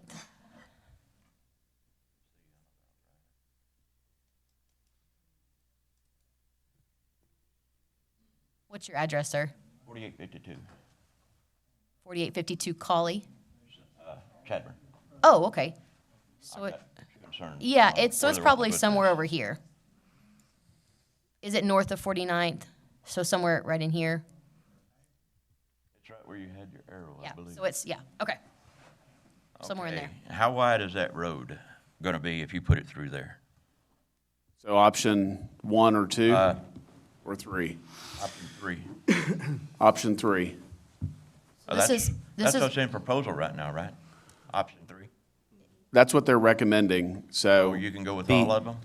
It'd be 80 feet of right-of-way along, you're talking along the green line, is that correct? Green line, correct. So it'd be an 80-foot right-of-way, and it would start essentially north of those lots. So it'd be basically these individuals here. It'd be 80 feet of right-of-way and then 64 feet of pavement. Okay, that's what I thought. So it would only impact For the that north option- side of that line? For that option, the impact for me is I have a water well right there, and that furnishes my house. Okay. And it has been for my whole life, 60-something years, so. And you can't just wipe out my water well, then I won't have no water. We have city water in the front, but I don't want that stuff. I want my water.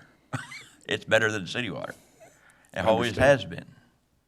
And I don't want it destroyed, and it would go right through the middle of my well. So there's no way, y'all not gonna cut me out of water, right? They might take your water well, but they would compensate you How if they could took you it. compensate me? I need a water well. Of Yes, the sir. same stream. I understand. I understand your concern. And how would they find that exact water well? I don't know. And option 1 and 2, there's no way it goes right through the middle of my place. Right. And it also wipes out my house and wipes out a lot of my pecan trees. And Are you south of the green line or north of the green line? north, You're north of it. right. I wish I could find it on this map. Huh? Oh, I'm south of the green. So maybe That's right. somewhere in here. I'll get it right here in a minute. I can't see y'all's map at all. So what you're talking about is taking the area north of the green line in the right of way behind, so they actually wouldn't, your property would abut option 3, but I don't think they'd take, is Yeah, that, it would could be- you clarify it that goes for me, straight- please? Unless, It goes straight down that fence line. it goes straight down the fence line, but all of the property for the road would be north of the fence line. So all of the properties to the south of the fence line would not be impacted, except that now there would be a road adjacent to the property. But it wouldn't take any of your property. It That would makes all- In sense. other words, all the land for the road would come from the north side of that fence line. And I would add, this is a dash line, so, and it's not happening tomorrow, so we don't know, is it 5 feet north of you? Is it 25 feet north of you? We don't know those directions today. We're just looking for an option for the extension of 50th Street. So, but those things can be taken into consideration. We're making notes on some of your concerns. So your water well and your pecan trees. Right, and that would be all for me there, but the other options won't work at all. 1 and 2 won't work at all, because that would run right through the middle of my place and take out a lot of stuff there. Okay, But, 49th won't work either, because they tried that before, and it didn't work then either, so, because it runs right through my other water well that's in the front of my house, so.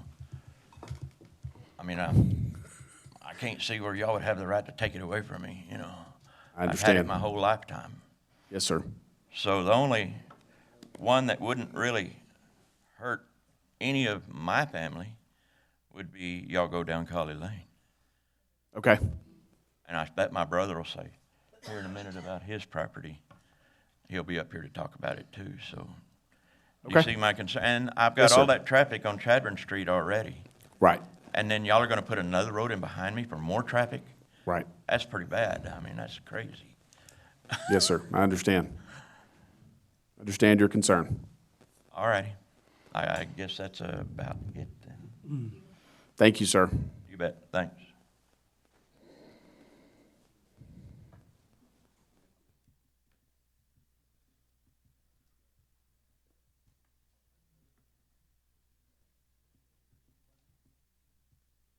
Good morning, gentlemen. My name is Marvin Grote, and I own property along these lines right here. Let's see here. Where is the property at? My property is like...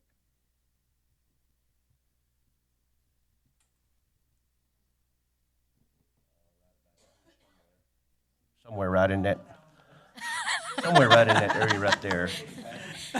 But, I like it. anyway, I'm along the same lines right here, you know, North Chadburn came through here.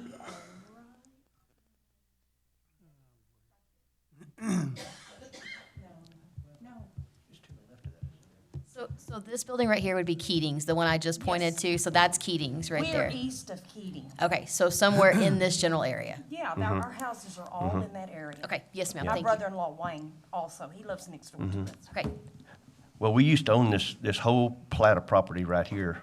All that used to be Grothy Farm right there. And then US 87 came in here in the early 1900s and cut our farm completely in half. And they took all that property away from us. And anyway, the proposals, I mean, I'm a truck driver, and I go down Grape Creek Road, I run up to 2105, I get right outside the city without any problem. You know, there's all kinds of multiple roads between 49th Street and Chadburn Street that you can cut back across through off of Grape Creek Road and get right back up to Chadburn Street. You know, like I say, there's multiple avenues through here that you can, you know, go without, you know, without this proposal they're talking about, you know. That goes right through the back of other people's properties. It takes out homes and trees and all kinds of stuff and then brings you back up to Chadburn Street and brings all that traffic back to the back of our properties. You know, Cauley Lane could be upgraded if you wanted to. I mean, there's already a street there and everything. I mean, I'm sure they're doing cost analysis and all this, but I think it'd be a lot cheaper, you know, to either run, if you had to do something, would be, you know, to run Cauley Lane because there's already a street there and everything. But, Sir, you know, would that green line essentially go through the front of your property or the rear of your property? The rear, okay. Yeah, my property, our properties come up to Chadburn Street, and then the line that's on the map, you know, if that's the property line, you know, of course, like you said, it could either be, you know, if it's north of that property line, that would be fine. But, you know, by the map right here, it's showing that the street is gonna, you know, split the property line, but y'all said that it wouldn't, it would be north of that property line. Correct. Okay. Can you guarantee that?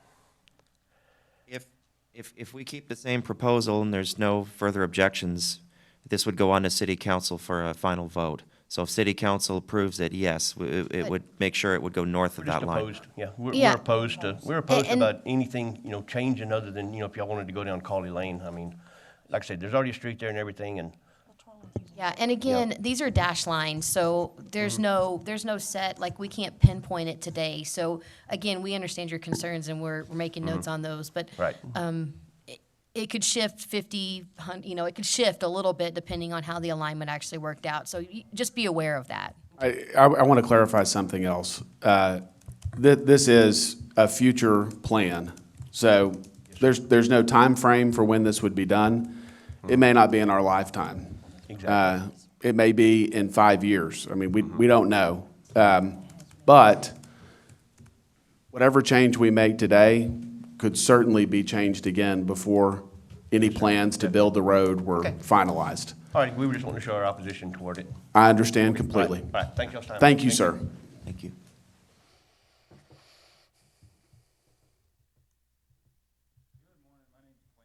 Harrison, and I live on the north side of 49th Street, and I'm in favor of an amendment in option number 1 to remove this from the master plan forever.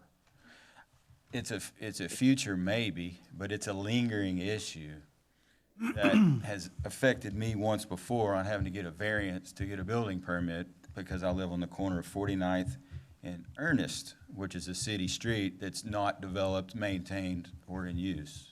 But because it was there and this proposed red line was there, we had to go through the process. So I just think we should remove the issue, but to effectively go 1 block to hit an arterial is all we're talking about. So I just think we should remove the whole thing and not disrupt anybody's property. And just because it's a maybe in the future, let's just not have it lingering. And then, you know, that may be something that people would have to disclose if they wanted to sell their property. Yes, sir. Which would probably affect their, you know, saleability. So that's what I have to say. Thank you.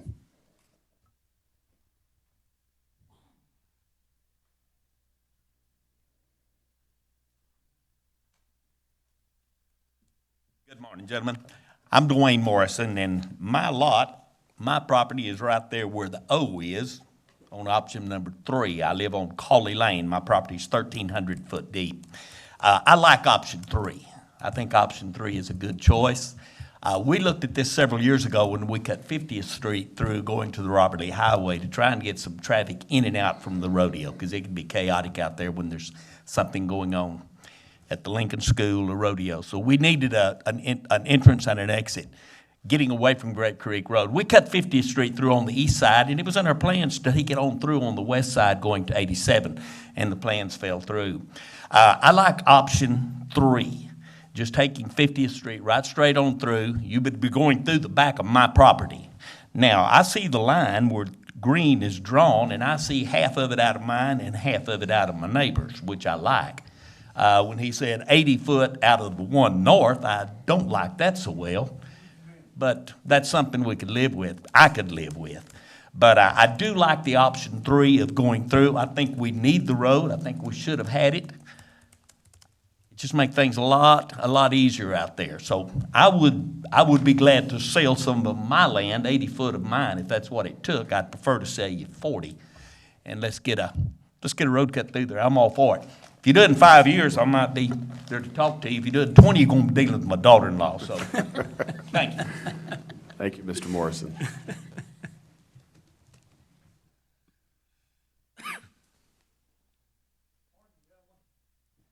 morning.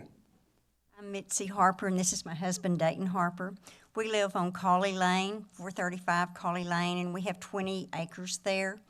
I would go for option 3. It would take off part of my land, and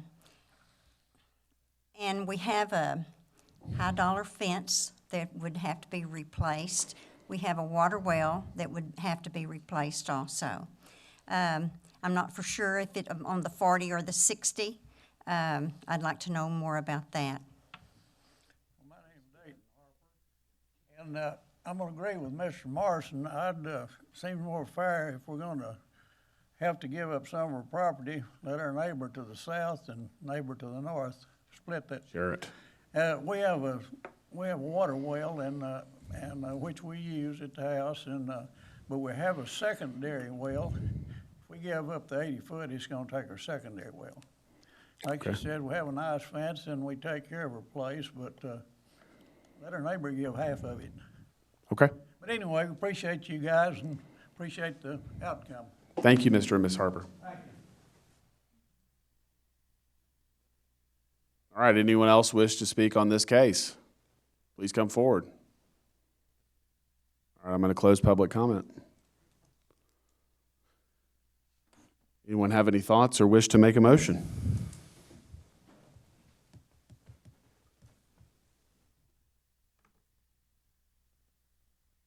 Anyone? Thoughts? I think Mr. Morrison's comments about the traffic around the Coliseum are particularly relevant. We, as a community, we promote the Spur Arena and the Coliseum for large events, and traffic congestion can be an issue there. And then obviously we've got Lincoln just down the street to the east.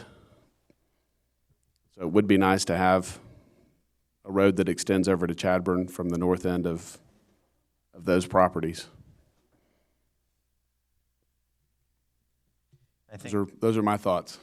I just wanted to add one thing for commissioners and for the public. I think it sounds like there's 3 was the consensus in terms of the alternate routes if we decide to continue along. I think this was a tough call in terms of exactly where that line goes, and like Ms. Bucher was saying, we may be able to just work that out as we go through. I know it's hard to tell on the aerial because we wanted to crop the whole area for everyone to see. There are a couple homes, at least one home I know in this area here, and some accessory structures. So I think the accessory structures on a lot of these homes on 49th could always be shifted. Again, it's not going to be a perfect situation whichever way we go. So if we go that route and we put it in the middle, then these guys a couple of them are going to lose their homes, or some of those accessory structures will be removed. But on the other hand, like the residents say that have properties north, then they've got the water well. So we may be able to find something in between to accommodate everyone and minimize the impact. I was going to say, I might offer that you guys could look at taking property from both sides depending on where it is and how it's impacted. There have been studies that show that it's better to take larger tracts than parts of smaller tracts from a condemnation standpoint. And so,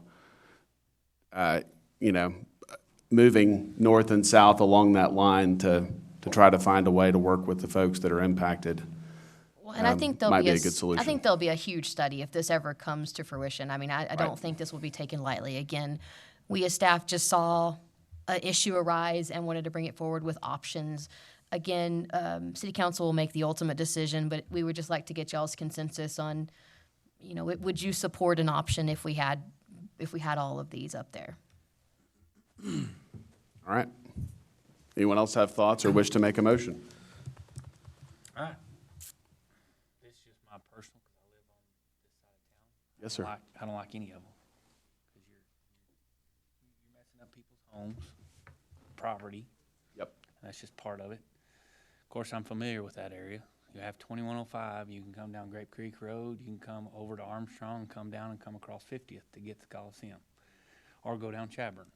It has its roads that go to the Coliseum that are there, in Okay. my opinion. That's just my personal opinion, but I don't like any of them. Well, and again, option one was to remove the future arterial. So one of our options was to completely remove it, as one of the gentlemen spoke to. So option one would be to remove it completely. Option two would be to leave it as it is today in the plan, and then from there we have our other options, so. All right.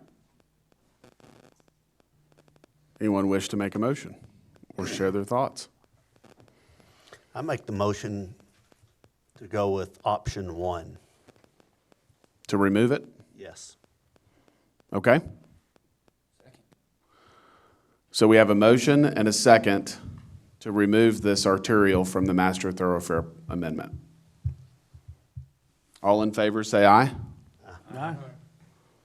Opposed? Aye. Aye. All right, so it's 4-2 to remove it.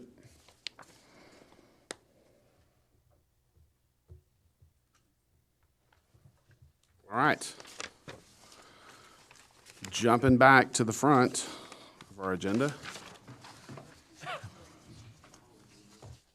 We're going back to regular agenda. Preliminary plat, Chowning Edition. Request for approval of preliminary plat, Chowning Edition, being 81.072 acre tract described and recorded as abstract A 8036, survey 1114 F Tankersley, Tom Green County, Texas, generally located 1,000 feet southeast of the intersection of East 40th and Armstrong.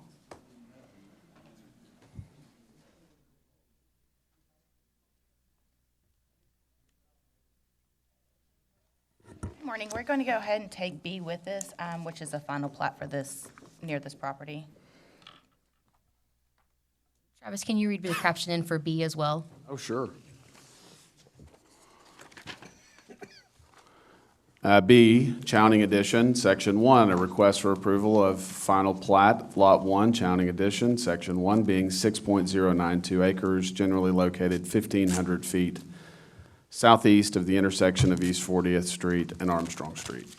Thank you. Good morning. Shelley Pascal, City Planner. The map here on the aerial, the red is the prelim plat and the blue is the final plat. This property is located at 3708 Armstrong. The final plat is being proposed for construction of a residential and/or agricultural structure. The zoning is ranch and estate. The future land use is neighborhood. It's in District 4, Lucy Gonzalez, and the neighborhood is Paul Ann. This is the proposed plat, prelim plat, and the final is here. This is the final. City staff, we do believe that this plat does provide orderly, safe, and efficient development for the city, and that the streets will be secure, safe, convenient, functioning streets. City staff, we recommend approval. On the prelim plat, we are just having 2 notes on this plat. One note being that the prelim plat, or the final plat associated with this prelim can't be filed until this prelim is approved. And any future final platting will have additional infrastructure requirements. So those are just the 2 notes on the prelim plat. City staff, we are recommending approval of the final plat also, subject to 2 conditions of approval, a tax cert, and submit plans for installing water and wastewater connections. And 2 notes that to submit a drainage study if required, and any access along 208, TxDOT must approve. Any Okay. questions? Anyone have questions for the staff? For Shelley? All right. We're going to open it up for public comment.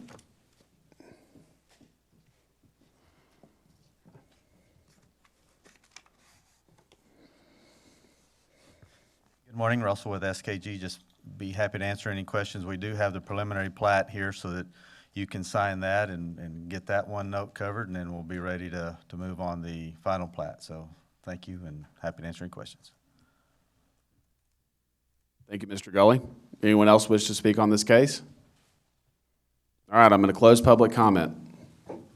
Anyone wish to make a motion or have thoughts they'd like to share with the rest of the commission? To approve. We have a motion and a second to approve as presented. All in favor, say aye. Aye. Aye. Opposed? 6-0. Do we need a motion on the final plat as well? They can be taken together. If we want to do a separate one, since it wasn't specific, that'd be great. Anyone want to make a motion on the final plat? Move to approve. We have a motion and a second to approve as presented. All in favor, say aye. Aye. Opposed? 6-0. All right, preliminary plat of part of Block 3 and 4 Fairground Gardens subdivision. Request for approval of preliminary plat for part of lots, or Blocks 3 and 4 Fairground Garden subdivision, being 4.556 acres located at 440 West 49th Street, generally located north of 49th Street between North Chadbourn and Grape Creek Road.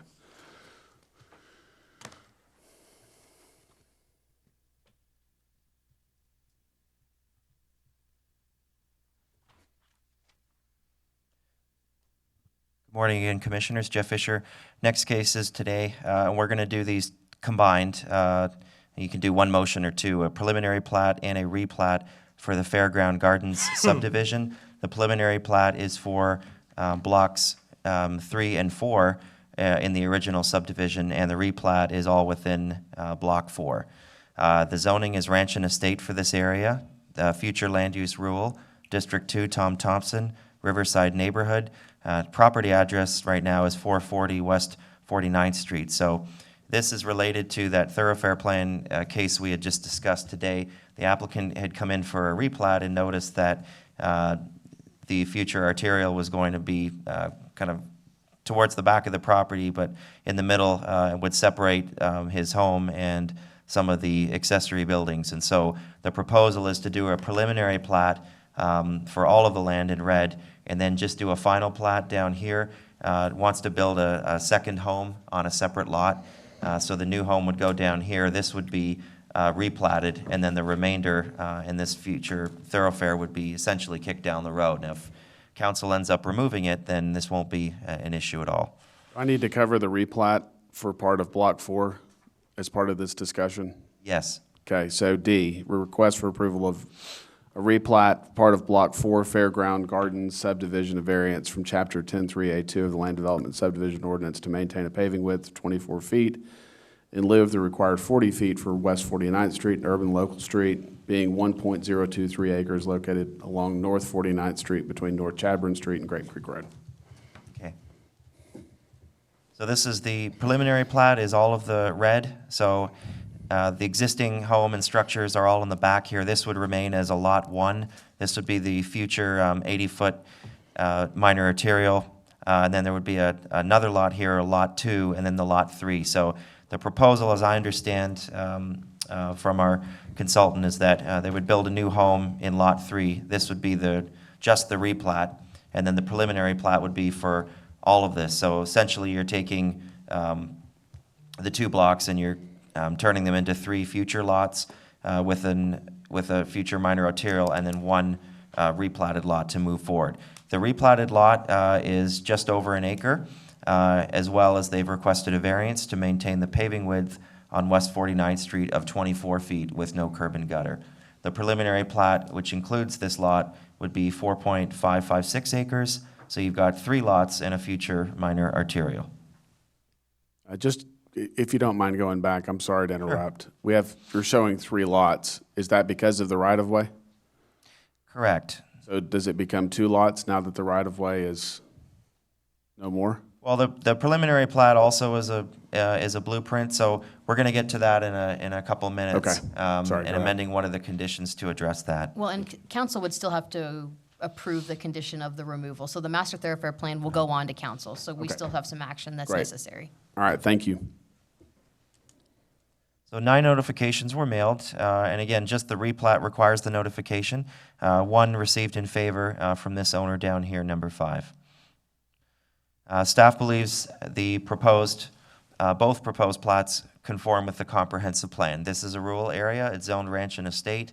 All of the new lots to be created will be more than 1 acre and have 150 feet of frontage and depth as required. The lots will utilize the current private septic systems, which are characteristic of rural residential neighborhoods. We also believe that the plats will conform with the intent of purpose statements outlined in the subdivision ordinance. Once the additional paving is provided on West 49th, and we'll get to that in a minute, but the current paving is 24. We are going to recommend a partial variance up to 26, and that's just the basic standard in the ordinance for fire and emergency and engineering standards. So once that additional 2 feet is provided, we believe that'll conform with the subdivision ordinance. They're also dedicating the required 10-foot of right-of-way as part of the replat. So this is a local road. It's currently 30 feet. They'll dedicate 10, and then any owners to the south, as they go to replat, will dedicate the other 10. So by providing that right-of-way, they will meet Statement L. And finally, all lots will have frontage onto a public street right-of-way, consistent with the current pattern of development. And we'll get to that condition in a minute. That 3rd lot to the north of the arterial, if that arterial is taken away, they will have to come back and submit a revised preliminary plat when they're ready to develop. So, looking at the street variance, we're in support of a partial variance. So that street is already deficient, but is 24 across the board. We really need 26 under the current subdivision ordinance. That's for fire access and our minimum engineering standards. So really, it's an additional 2 feet. We don't believe that a partial variance would be detrimental. That extra 2 feet will comply with the safety standards.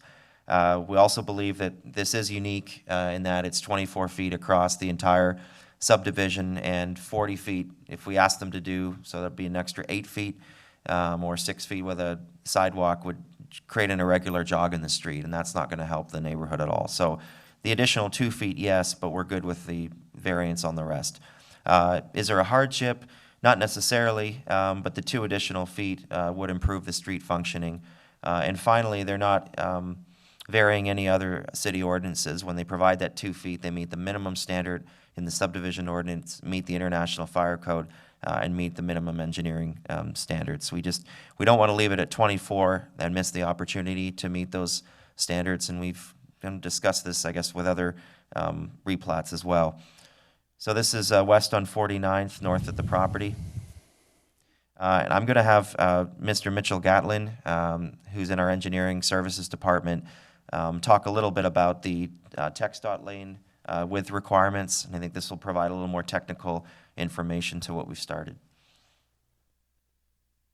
Morning again. Mitchell Gatlin, Engineering Services. Kind of wanted to just kind of cover the direction we're going and why we're recommending this partial variance to 26. The 2 additional feet is important in this case. So as you can see here, there's some TxDOT lane width recommendations from the roadway design manual. For low-speed urban streets, 11 or 12-foot driving lanes are generally recommended and used with a shoulder minimum of 2 feet or 6, which actually prefer to 6 to 8 foot shoulder. So on our local streets, 26 foot are staged, kind of the stage development, that center of that roadway with our paved kind of parking / shoulder accommodations. This kind of says the same thing. A regular fire truck needs 10 feet wide and then 8 feet on each space for working space for that navigability around the truck. Ladder truck is actually 20 feet wide with a 3 foot on each side, and we'll get to some pictures that I can show you. This is our rural standard, so you have your 30 foot, you have your 26 foot kind of center line, center main lanes with your 2 feet of shoulder width. The 40 foot wide street, kind of the same thing. You have that 10 foot, 11, 12 foot driving lane, and then your 6 to 8 foot parking shoulder area. And our 36, which normally you would have the sidewalk right here to accommodate that pedestrian movement because of the decreased shoulder. So in this case, since we're recommending that 26, what engineering services has recommended to the applicant is the addition of just a 2 feet wide header curb. So what that does is that accommodates that kind of driving width shoulder area, but it also provides some edge protection. So we've provided some pictures here where you can see that edge deterioration on the pavement and what it looks like over time if you don't have that edge protection. So some more serious cases, you have a driveway where you actually see where people have backed out and you have stormwater, and you see that serious deterioration of that pavement edge. And I don't know if anybody from fire was here to make it. Doesn't look like it. So the fire department did provide this picture of ladder 1 set up. This road's actually 26 feet wide right now in this picture, so you can see kind of the maneuvering area that's required to get around that truck. And really what's pushed this is also, there is a hydrant directly across 49th Street from where this plat is occurring. So fire and engineering felt that this was, the 26 foot wide is really needed in this area. I'll let Jeff cover the recommendation. If y'all have any questions for me. Any questions? Thank you, sir.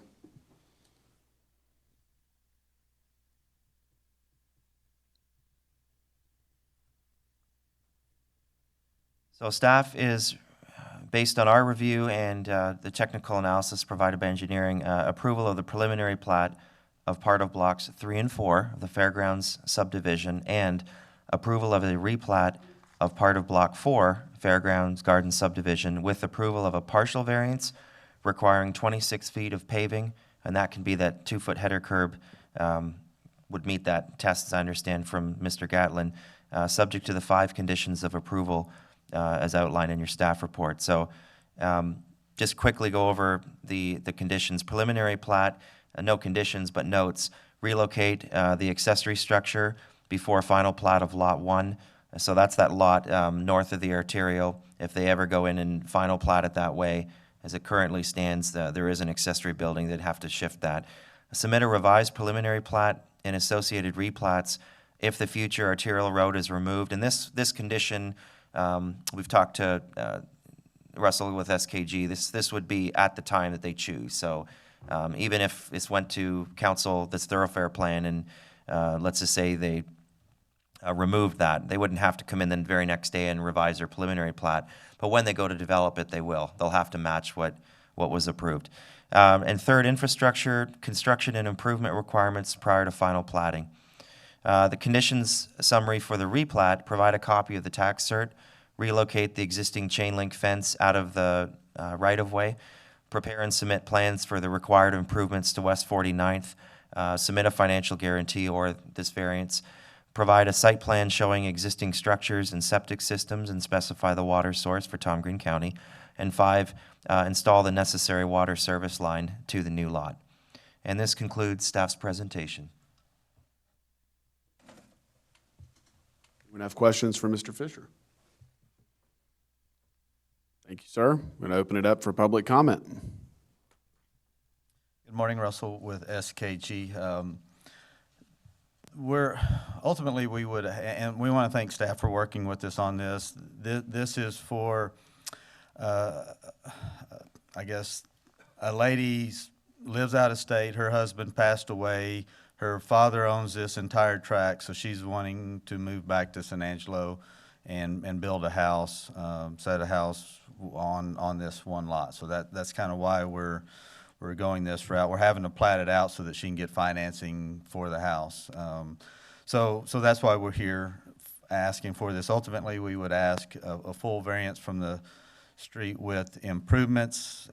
We're talking about a 200-foot segment here out of a longer block for 2 feet. If you don't feel you want to grant the full variance, the partial variance, I think could be financially manageable for them for this. And there again, even if you do grant the partial variance, we would ask for the ability to maybe defer those improvements and tie them to the CO or the building construction, so that when they go mobilize, they could do it kind of all as part of the home construction, and they can get started on this. The one thing, there's a fence in the way at 49th Street. They can get that moved out of the way quickly. They can request a water meter. And so there's some things that need to be done, but those can be done pretty quickly. The road improvements could take a little time and delay it. So there again, we would ultimately request the full variance, but the partial variance would be helpful as well, and be happy to answer any questions. Questions for Mr. Gully? Thank you. Thank you, Russell. Anyone else wish to speak on this case? If you would, please come forward. All right, we're going to close public comment. You go to the picture of the road, okay, that'll work. So there's no curb and gutter anywhere on this road? Correct. And it's 24 feet wide? Correct. And the city's requesting 26 feet, but to do a header curb? Correct. Is that for drainage purposes? I believe so, and also for road maintenance. Sometimes there's some deterioration of paving, but I'd probably let Mitchell respond to that in more detail. As well as the stabilization of the fire truck. Again, as Mitchell said, there is if the ladder truck were to set up on this road, there is a fire hydrant right across the street from this piece. So that would enable the ladder truck to be able to set out with its arms and stabilize on this portion. Okay. Mitchell, you want to speak to the drainage part of it?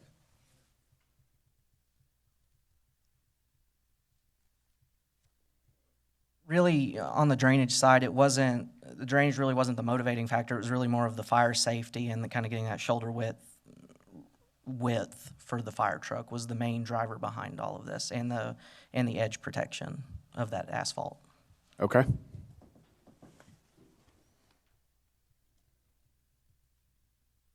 And I wish someone from fire was here. I'm just curious why you need a ladder truck in I think all the homes here are probably Low single density, story. residential, yeah. Maybe they can reach it, set the fire truck up, shoot their hose across. Well, but- and what I've been told, and I'm sorry they're not here to answer it, but what I've been told is they bring the ladder truck to any residential fire, so if they need to fight it aerially, they can fight it from the air as well, so they can shoot down into the center of the home. So that's the reason they bring it to residential, and I don't know if anybody's ever talked to them about that, but that's my understanding. Not sure how far they shoot, but given this is R&E, it's a 40-foot setback line, so maybe they can shoot long distances, or how far back homes reach. So there again, just thoughts and ideas. I guess my issue with the city's request is that I understand that they're adding to their lot, they're building new, but I don't know that it's necessarily fair for them to pay the burden for widening the street to accommodate the fire truck because the hydrant's close to them. I guess this isn't in an area where she can apply for money. I'm not sure, but again, the trigger for this was the replat. It's not Right. just the fire hydrant being across from it. The No, replat is I what understand triggered that. street improvement. So I don't know that there would be So you're saying an infill area? Yeah. I don't know, Jeff, do you know if this is infill area eligible? I don't, we'd have to double check that. I know it's in the Riverside neighborhood. So I'm not sure if it was eligible for, or could be eligible. We'd have to look into that. Okay. Anyone else have thoughts or wish to make a motion?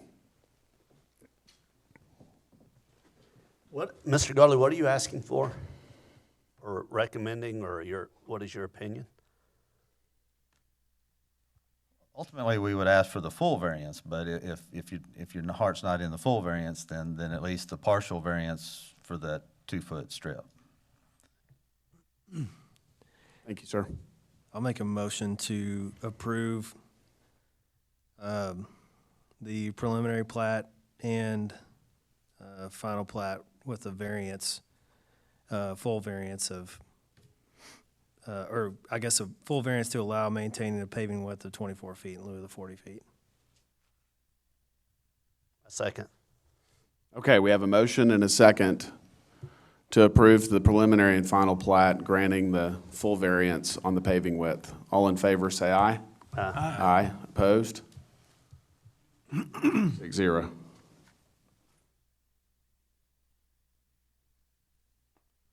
Replat of lots 8 and 9, Block 1, River Canal Estates. A request for approval of a replat of lots 8 and 9, Block 1, River Canal Estates, and a variance from Chapter 9, 3A1 of the Land Development and Subdivision Ordinance to exempt the requirement for a lot to have direct abutting access to a public street right-of-way, being 1.808 acres located north of Becker Lane and west of Ben Ficklin Road. Morning again, Jeff Fisher in the Planning Department. This is a replat of lots 8 and 9, Block 1, River Canal Estates, north of Becker Lane and west of Ben Ficklin Road. Zoning is ranch and estate. It's designated neighborhood is the future land use. District 1, Tommy Hebert in the Country Club neighborhood. So the original plat for River Canal Estates was approved in 1977, and it was designated as lots 8 and 9, which are now owned by a single owner. They have a house on lot 9, and then they have several agricultural barns, or I guess it would be deemed agricultural at the time that were built on lot 8. And that's allowed in the ranch and estate. You can have an agricultural building as a principal building, provided it meets the NRNE provisions. So now what the owner wants to do, they've got a lot of land, they just want to combine it into one lot.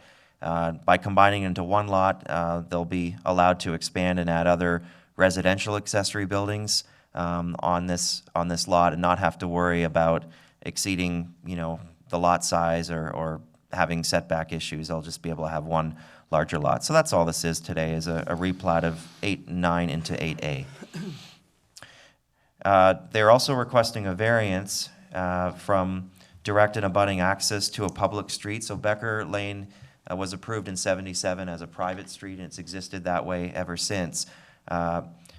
Fortunately, most of the replats were done in the area were done prior to the current subdivision requirements, which now say that you have to be direct and abutting access onto a public street. I was here in 2016 or 15, I believe, on Country Club Acres just to the southeast.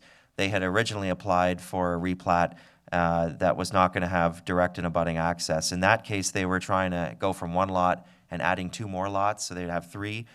We believe that was bad planning, just based on adding more lots onto an existing street that's not being maintained by the city. In this case, they're not making the situation worse. They're actually taking 2 lots and going down into 1 lot. So different parameters than that case, and to try to create a flag lot of over 1,200 feet would be very cost prohibitive and difficult. They'd have to get land from the adjacent owner. So we believe that we are in support of the variance, and we'll go over that rationale in a minute.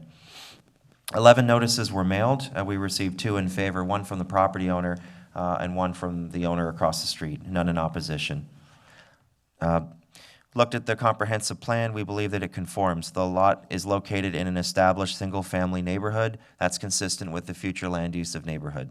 Once combined, the new lot will exceed 1 acre, so that's the other good news. In 77, it was prior to annexation and prior to zoning. So both of those lots were under 1 acre, and so they're essentially non-conforming. Now that they're combining them into one larger lot, that's going to be 1.808 acres, so it'll actually bring it into compliance. We also believe that the plat conforms with the intent of purpose statements. The existing private street is 20 feet wide. That's the minimum for the fire department in this area to provide safe access to the property. So again, if they were trying to do what Country Club Acres did in 16 and add 3 or 4 new lots, drain that existing street, now we would probably oppose the variance as we did before, but they're going from 2 lots down to 1, so they're actually not making the situation any different. The new lot is consistent in size with other lots in the same subdivision, roughly about 1 acre to 1.5 acres. And our support for the variance, we don't believe it would be detrimental. Again, they're not making the situation worse in comparison to those other plats. This is a very unique situation in that it is a private road, but it carries a lot of the access. It wouldn't be unique if they were trying to add more lots and creating the problem themselves, but they're not. As I mentioned, there'd be a hardship in that they'd have to create a flag lot of over 1,200 feet. Really quick, back to that 2016 case, they ended up coming back later and they did create a flag lot for 1 lot, but that lot was a lot closer to Ben Ficklin. This property's way to the west, so this would be very difficult for them. And finally, the lots will comply, as mentioned, with all of the R&E zoning provisions and will not vary any other ordinances. So this is looking west on Becker Lane and then east towards Ben Ficklin. So there's the current house on Lot 9, and then behind this fence is the barn and the other buildings on Lot 8. Staff recommends approval of a replat of Lots 8 and 9, Block 1, River Canal Estates, and approval of a variance to exempt the requirement for a lot to have direct and abutting access to an approved, accepted, and publicly dedicated street right-of-way, Ben Ficklin Road, subject to one condition of approval, that's the tax cert.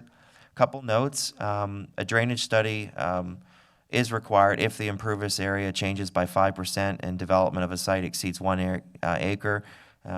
We wouldn't know that at this point, but that was a note from engineering. And finally, a portion at the very most west is located within the floodplain. So if they ever try to develop over there, they'll have some additional requirements for the development. And that concludes staff's presentation. Any questions or comments? All right. Thank you, Mr. Fisher. Open it up for public comment. Good morning, Russell with SKG. This one, they're just wanting to add another building on the lot, so that's kind of what triggered the replat. We have the tax certificate and the plat here ready for signatures, hopefully, so we would ask your approval of this plat and the variances and be happy to answer any questions. Thank you, Mr. Gully. Anyone else wish to speak on this case? Please come forward, state your name. All right, I'm going to close public comment. Anyone have thoughts or want to make a motion? Move to approve as presented. Second. We have a motion and a second to approve as presented by the staff. All in favor, say aye. Aye. Aye. Opposed? 6-0. Rezonings, Z20-04 West Loop 306. This item was tabled from the February 17, 2020 Planning Commission meeting to this date. Specific meeting. Action must be taken to remove it from the table for consideration. You'll need to take a motion to remove it from the table. Do I have a motion to remove this item from the table? No, you tabled it at your last meeting, so what we're asking for is just to make a motion to untable it for consideration. Wasn't it supposed to go through to council? It will. It will will. eventually. It It has hasn't not yet. gone through because you tabled it. Oh, okay. So a motion to untable is what we're, I is what move the. that we untable this. Second. We have a motion and a second to untable. All in favor, say aye. Aye. Aye. Opposed? 6-0. Request for approval of a rezoning from the single-family residential and ranch and estate zoning districts to the general commercial and single-family residential zoning districts, being 14.880 acres located along or on West Loop 306, 0.4 miles east of North Bentwood Drive and 0.3 miles west of Foster Road. And just to remind you, the lots on the north will be going from RS1 to general commercial. There's a small section that remains RS1, and then these lots that came into the city were annexed into the city as R&E will go to RS1. The discussion came up at the last meeting had to do with the extension of utilities, particularly sewer. And Mitchell Gatlin from engineering is here to present maybe a little more information that will help. The other request was that there was some discussion that would occur between the applicant and the neighbor, and I believe that has occurred. Okay. Wrong way.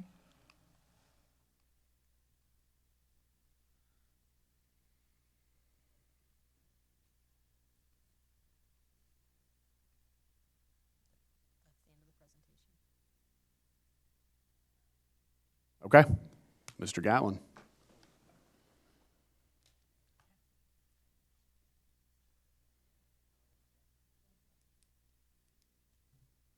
Morning again. Mitchell Gatlin with Engineering Services. It didn't look like my slides made it on this, but I can work with what's been given. Some of the concerns with the sewer line were the septic tank, so I do kind of want to go over that first on why there wasn't a requirement in this area. Mainly because the ordinance reads you have to be within 200 feet of any active sewer main. So this property, the closest sewer was the Bentwood lift station in this kind of that general area, out of that 200-foot requirement. Even if they were within that 200 feet, at this point that lift station is at capacity. We're pumping as much as we can into that force main that goes across the loop. The next option would have been a lift station, but there was no obligation for them to construct that lift station for this property because of that 200-foot requirement. As sewer becomes available in this area, it's more than likely going to come. The river kind of runs way far south, and I'm just kind of working with the screen here, and it kind of comes back up. You've got Butler Farms in this general area. Just really that trunk main is just going to follow the path of the river.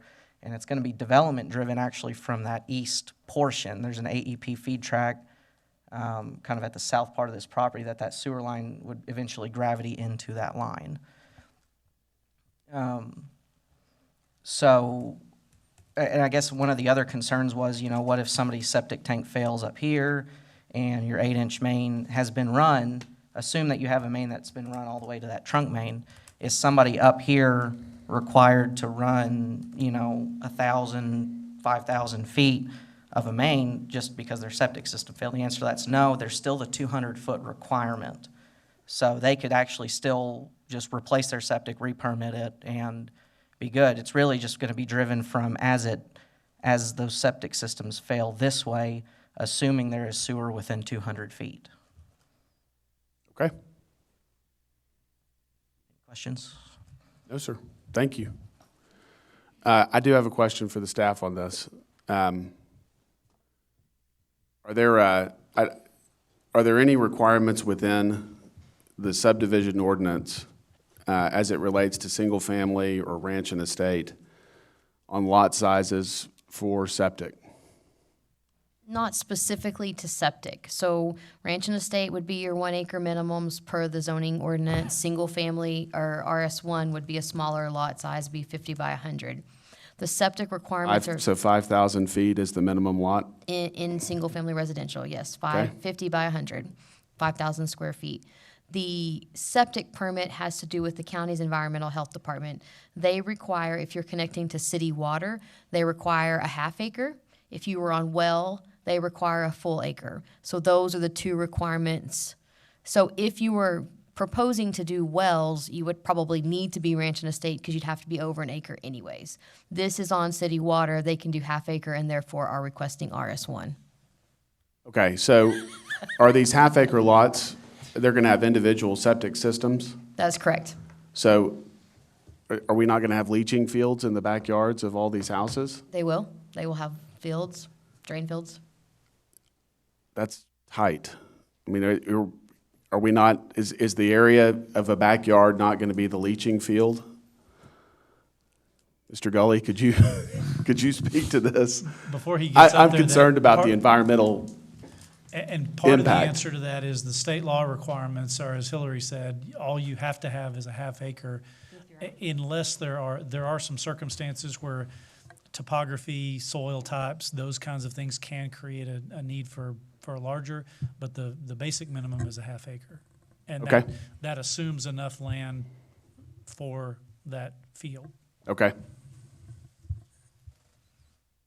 Yes, they're correct. Staff's done a great job in outlining what the TCEQ rules are. As part of this, we have to submit to the county health official an OSSF suitability study that states that based on the topography, the soil conditions, and all those conditions, that the site is appropriate and suitable for septic system. So that's approved. The county health official, who kind of is the TCEQ's designated representative for Tom Green County, does that.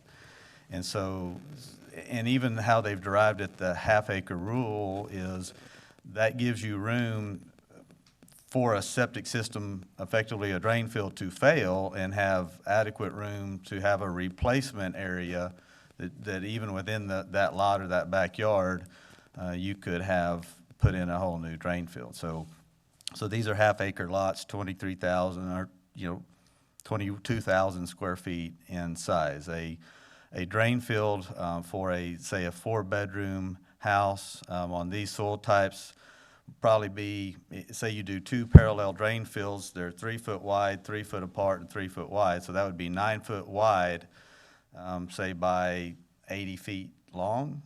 So if you're 10 by 80 or 800 square feet for a drain field. So 800 square feet versus 20,000 square feet. Okay.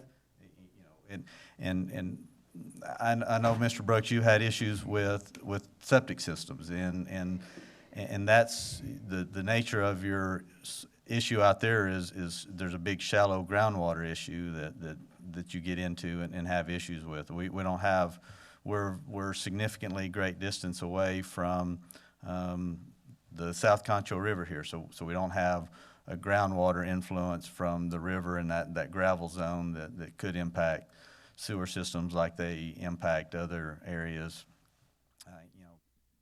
near the South Concho River. So, and the developer at this point has gone forward. We got plat approval. The plat was approved with these half-acre tracts. At the time that was presented to this planning commission, we all kind of knew these are half-acre tracts, but we needed to get through the annexation. The annexation got delayed for some factors, and so really the street is in, the utilities, the water's in, and that's why they requested annexation, so that they could have public water and do half-acre tracts. So it's all been, this plan all along has been half-acre tracts with city water. Had that not happened and we go and stay R&E, then there wouldn't have been a reason for the developer to request annexation, because there's people that want to be in the city but not, or close to the city but not in the city. But with being annexed, one of the benefits is public water, or city water, and then the fire and police protection and zoning. So, so at this point, we would ask that you approve the plat, the zone change, knowing that kind of you've approved a plat and the developer is all but paved the street out there. So be happy to answer any other questions. I understand your comments and approving the preliminary plat. I was not aware that we were putting septic systems on half-acre lots, and that's what's led me to be concerned. I'm concerned about the health and well-being of people that are buying these houses, not only kids playing in the backyard in an area that's a leaching field, which I think has environmental concerns, but also when the sewer lines extended to this area, the financial burden of those guys tying into the city's septic system when it's available. And I know that may not be for 5 or 10 years. I don't know when it's going to be. None of us do. But I know that this home builder, this developer, is not going to say to the folks that are buying these houses, hey, by the way, when the septic system comes through, you can tie into it at your cost. We're going to put this septic system back here for you guys in the time being. I just don't, those are my concerns. Sure, absolutely very valid concerns, but realize the septic system designs and this is a state-controlled, state-mandated regulation. You know, if there is a public safety issue associated with septic systems, it would have been addressed, and you don't have sewer bubbling to the surface. Most of these drain fields are 2 to 3 feet deep, and they have a tendency to leach downward, not upward. And right. and you can look at very imagery of where septic tanks are in the summertime, because that's, if you don't water your yard, that's the only green spot, because the yes. the grass is bringing up, and that's the only moisture that's somewhat working its way. But they are very safe. There's not a concern. There's subdivisions all over the state that are on half-acre tracts that function perfectly safely with septic systems. So there again, we would just ask for your approval of this. This is kind of the direction that we've all been going. The plats, and we had the discussion about sewer with the plats and the half-acre lot sizes then at that time. So would ask approval. Thank you.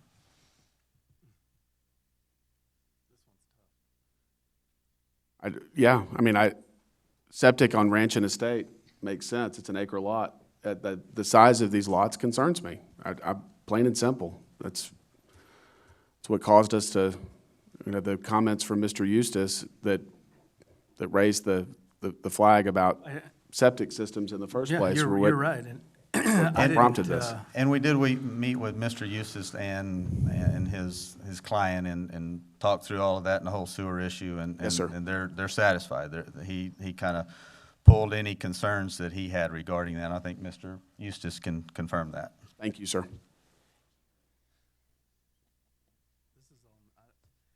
I was doing some research on it when I saw it on the agenda, because I had no idea that, like you said, I had no idea that we allowed that, and I'm still having a hard time. I'm still having a hard time wrapping my head around that. That's a thing to allow that.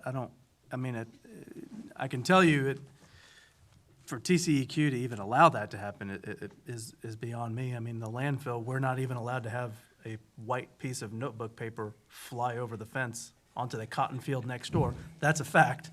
We're not even allowed for that to happen. It's called windblown debris.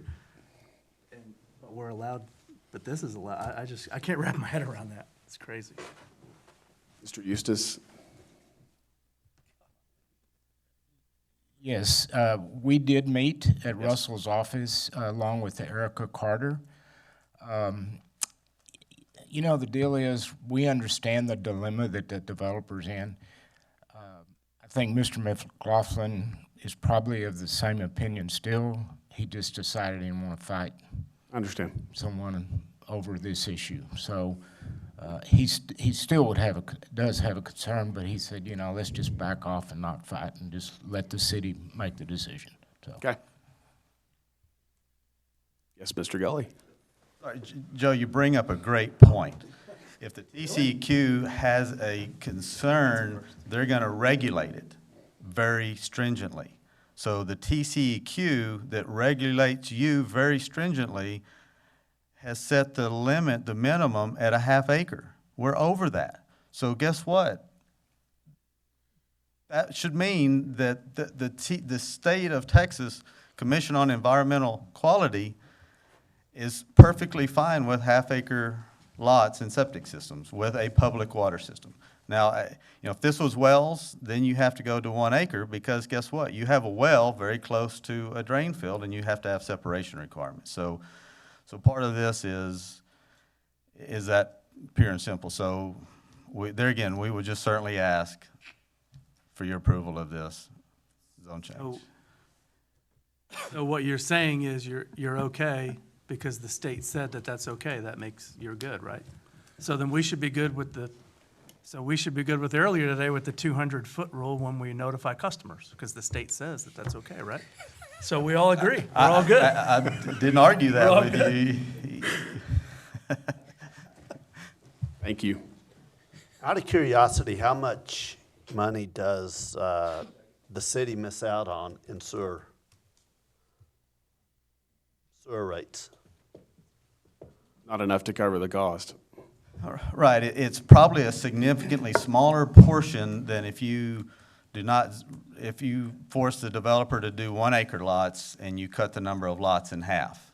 And so now your water revenue is cut in half because they have to have larger lots.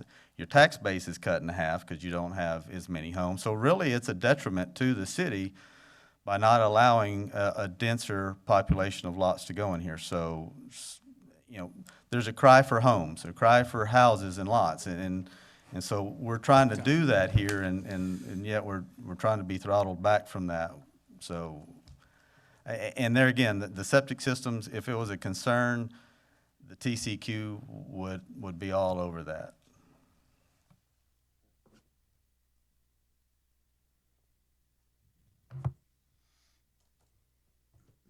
All right, anyone else wish to speak on this case? If you would, please come forward, state your name.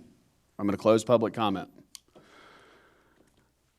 All right, you've heard my thoughts. Anyone else want to share their thoughts or make a motion?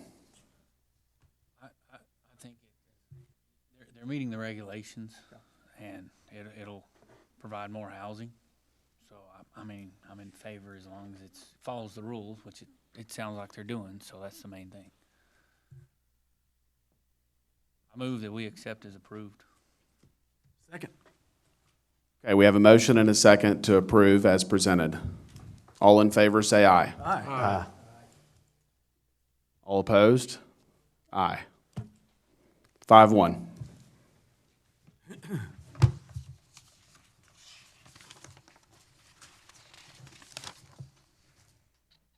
All right. Z 20-05, 1718 Live Oak Street, request for approval of a rezoning from the single-family residential zoning district to the two-family residential zoning district, being .174 acres located at 1718 Live Oak Street.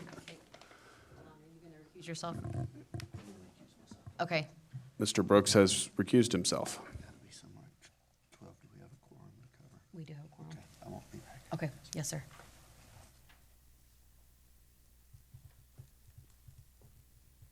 All right. Sherry Bailey again.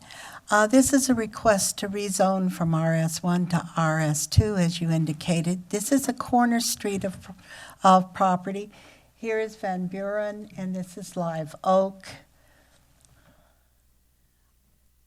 It's on the northwest corner of Live Oak and Van Buren, as I indicated. It's in District 5, Lane Carter's district.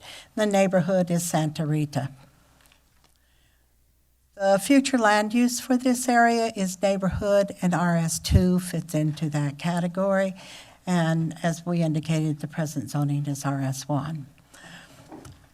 I included this slide because this area of Santa Rita has transitioned over the years. If you take a look at it, driving through or getting out and walking in the neighborhood, you're aware of a number of pieces of property that either have accessory structures or two homes on a lot that have converted from the 40s and 50s and 60s.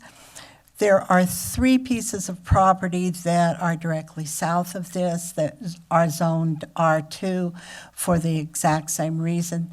It's these 3 lots. It's within a 4 to 5 blocks. And looking at it much closer, I wanted to work with the rest of the neighborhood and started talking to the property owners there, but could not get enough people together to talk about it, and so we moved forward with this application.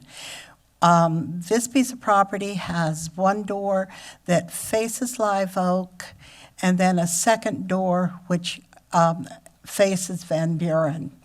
The original garage was here. The property owner before our present property owner had started converting it without getting a building permit. When this person purchased the property, she looked at it and said it lends itself naturally to being a duplex or 2-structure piece of property, and came in and asked to rezone it. In doing some research on this piece of property, I was able to find a number of cases where it had been used as a boarding house.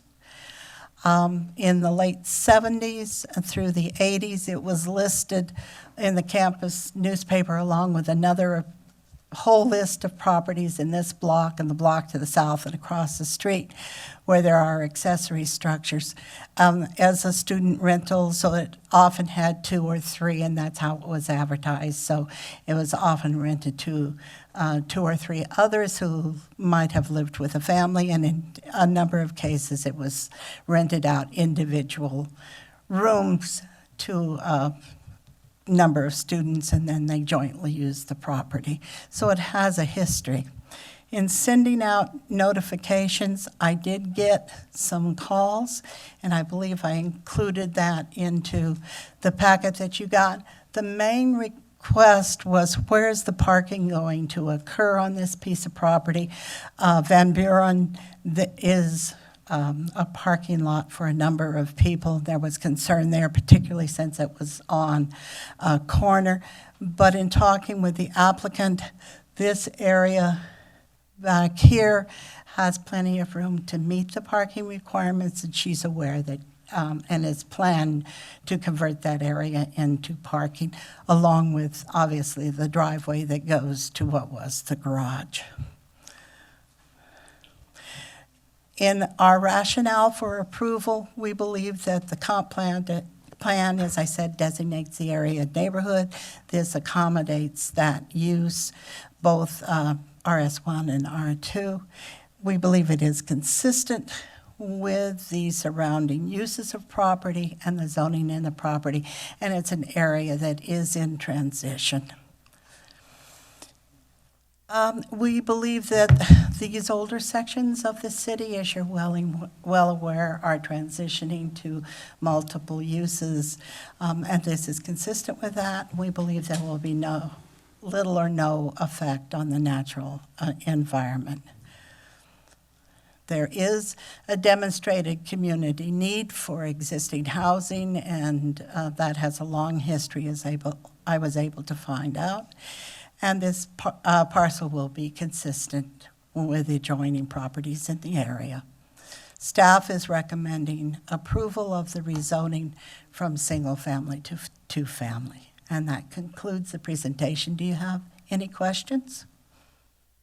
Do you have questions for the staff? Thank you, Ms. Bailey.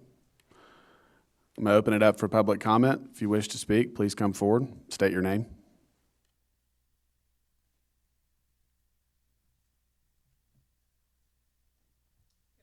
Commissioners, Heidi Brooks. I am the current owner of this property. I decided to go when the sign went up around the neighborhood and have people start signing a petition, but more so give them information on what I was planning on doing with that property. That property originally was addressed at 421 South Van Buren. In talking to the Tom Green County Appraisal District, 2013 was the last year that it had that address. It then moved to the address that we have here for rezoning 1718 Live Oak. Of the people that I spoke with 14 different people. Everybody was okay with it. I will tell you that everyone I spoke with said they had either not received a letter from the city or had thrown it away. I called Sherry at that point and asked her, I called Sherry or Hillary and asked if they could resend 4 letters to people who said they didn't care about the note, the city was going to do whatever, so they threw them away. Of those 4, one of the return letters was from one of the people that I had spoken with. And in addressing that really quickly, I don't know that you all can't do anything, and you may do something in the newspaper to let people know about city rezoning along with the city calendar. I get these things and they're important to me, but I sat on planning and zoning for some time, and I realize what happens when you get one of those letters, whether it's pro or against the change. The one gentleman that had a problem with me doing this, who said he was going to send in his opposition and said he would be here today, and he may be behind me, had a problem with renting property in the area. In going up and down those streets, most of this property is rental property. His property obviously was not. And a lot of this property is taking place, whether you call it legally or illegally. It is not all zoned RS2, but people are renting parts of their house or back houses, garages. So I hope you all will consider this rezoning. I am maintaining the structure as is. I've already started working on some of the landscaping. There is plenty of parking space. If I were to get the RS2, I need 4 parking spaces. Right now, there are 3 with more land available to the west. Do you have any questions? No. Thank you. Thank you, Ms. Brooks. Anyone else wish to speak on this case, please come forward. All right, I'm going to close public comment. Anyone have thoughts or wish to make a motion? Motion to approve. Second. We have a motion and a second to approve. All in favor, say aye. Aye. Opposed? 5-0. Special uses, amendment to SU 1701, 508 to 510 West 17th Street.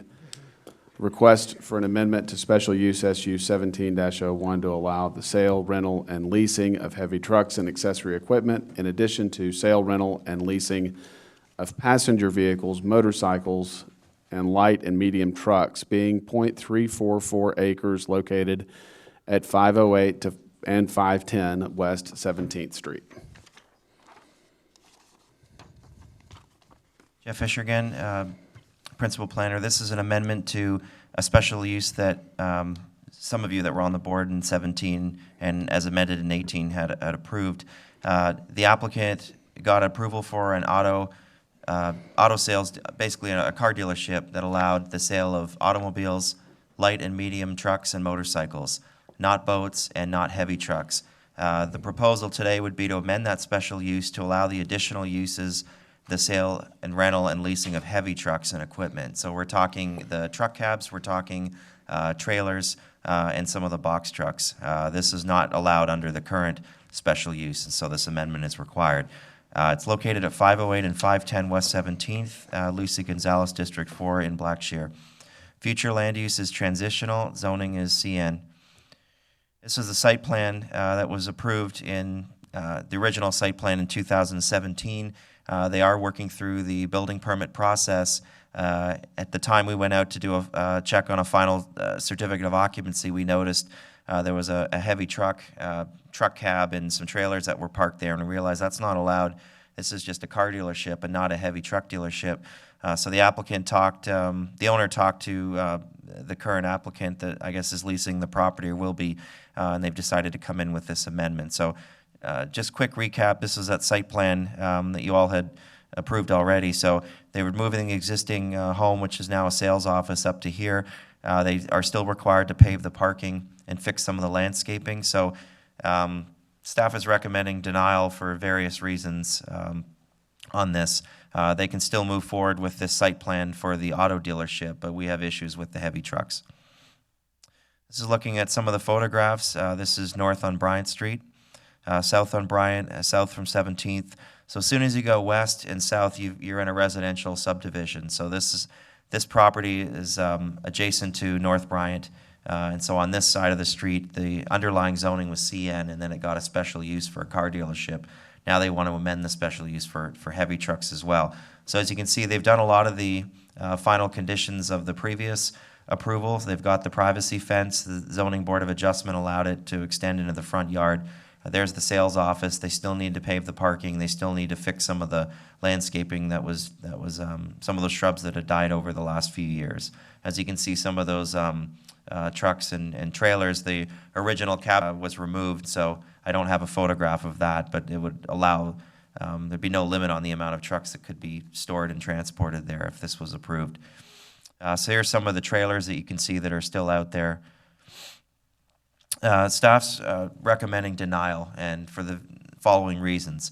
The existing privacy fence, this is really the only condition that would provide any screening from the adjacent property. It may reduce some of the visual impacts, but some of those trucks are taller than 6 feet. You've got traffic safety and road maintenance impacts. So when they approved the original on Bryant, TxDOT put in a condition that said you can't have access from Bryant. So the trucks would have to basically make the turn, come southbound on Bryant, make the turn on 17th Street. It's a local road. It's very narrow. Also put a lot of weight on that road if they were to haul trucks in and out. So that's the main reason, is just the overall maintenance and incompatibility. The second reason to deny is it's so close to residential homes. So they already got the approval for a car dealership adjacent to homes, but we think heavy trucks are limited to office, warehouse, light manufacturing, heavy manufacturing in those zoning districts, as well as the CH. So properties on the other side of Bryant or in an industrial park would probably be suitable for this, but not this close to residences. And we've had some chats with the applicant already, and we understand that what they want to do. It's just, we just don't believe it's compatible in that area. We talked about the traffic circulation issues turning onto that street. It's a very sharp turn. Additional noise from the heavy trucks, so that is one of the, no effect on the natural environment per se, but one of the natural environment conditions does look at noise as well, so that could be an issue. We definitely believe there's a community need for dealerships in town. No question, heavy trucks, we want this business to succeed, just the wrong location. Auto dealerships, even then, it's a stretch, and CN required the special use. It wasn't allowed through a rezoning. So already, you know, and the only reason we had supported that is there was 14 conditions of approval. If we do heavy trucks, it's just going to worsen the situation. 11 notices were mailed out. We didn't receive any back in favor or in opposition. So staff's recommending denial of an amendment to the special use to allow sale, rental, and leasing of heavy trucks and accessory equipment. This concludes staff's presentation. Any questions for Mr. Fisher? Thank you, sir.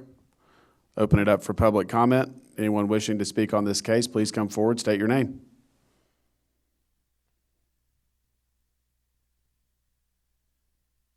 My name is Robbie Hargraves, and my simple request is to amend the special use to include heavy trucks, not trailers. I don't know why Mr. Fisher keeps putting on the long trailers.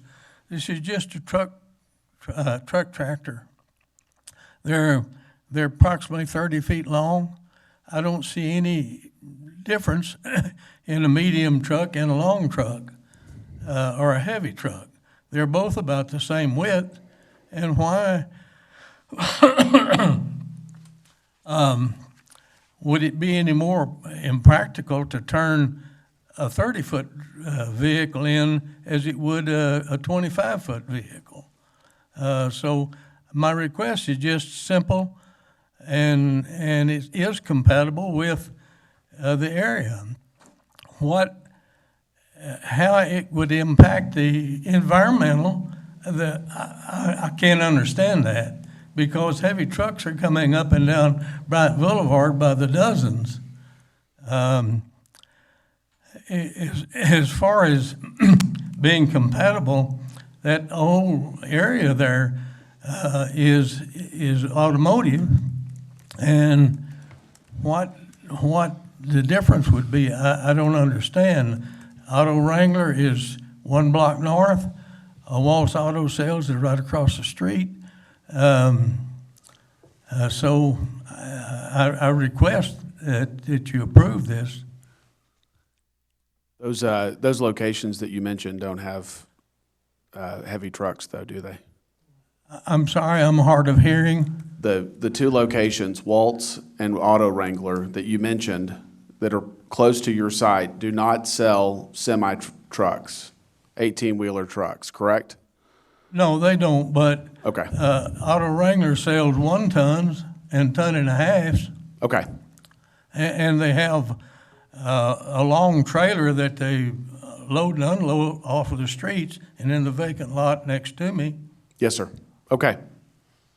I just wanted to clarify a few points, and Mr. Hargraves is correct. He did say on his application, no trailers, but I think that when you allow heavy trucks, then you also allow trailers and equipment. And so we did see trailers out there, so that's why I think he's probably going to say that those trailers are really, could be tied to smaller and mid-sized trucks, which might be true. On the other point, those trucks that are being parked on that property to the north of Mr. Hargraves are parked illegally from the other owner, and they should be removed. So we've had discussions on this with ourselves and possibly bringing that to code compliance. So he's right about that. Thank you. There isn't room on this small property to get a 40-foot trailer home. There's not even room for it. Right. Okay. Thank you, Mr. Hargraves. Thank you. Anyone else wish to speak on this case? All right, I'm going to close public comment. Anyone have thoughts or wish to make a motion?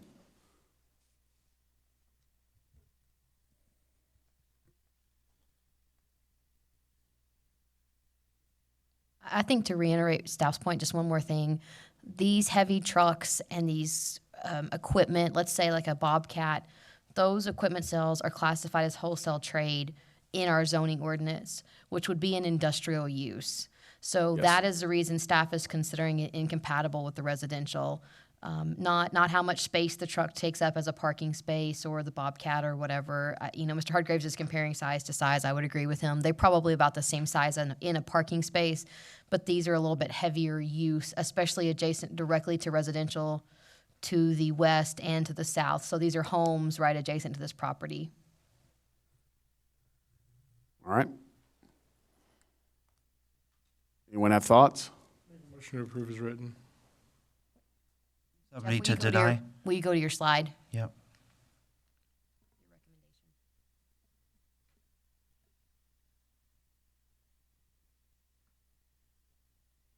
So you would want to go with staff's recommendation is what you're saying? Okay, yes, sir. Okay.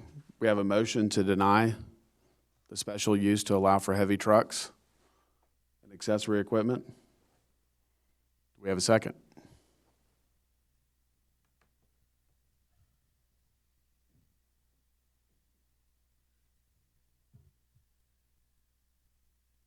I'll second. All right. We have a motion and a second to deny the special use. All in favor, say aye. Aye. Aye. Opposed? Aye.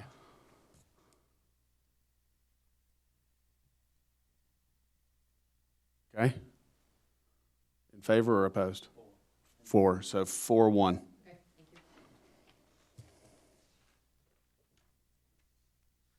There would be an appeal option on this for Mr. Hargraves to appeal to council. All right. Conditional uses? Yes. Planning Commission has final authority for approval. Appeals may be directed to the City Council.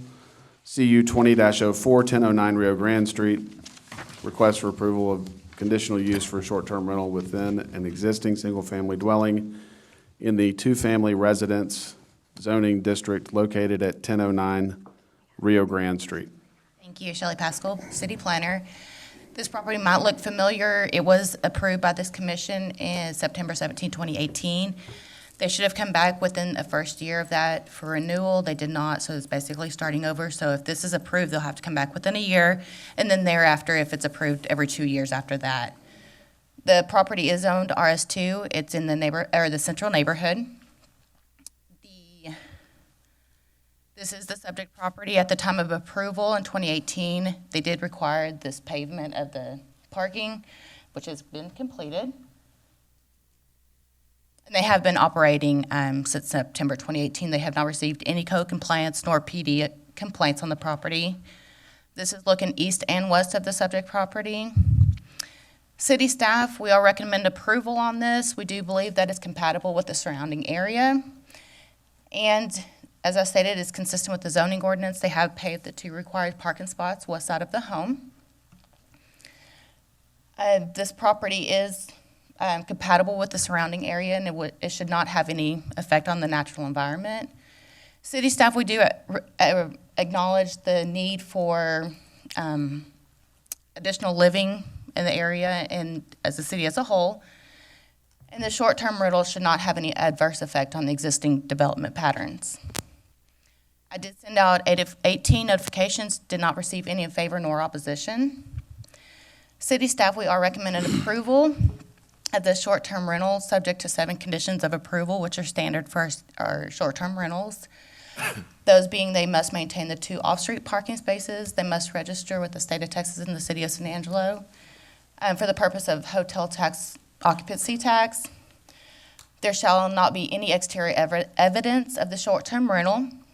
They should obtain a certificate of occupancy. They also should obtain and comply with the annual fire safety inspection for the city fire marshal's office.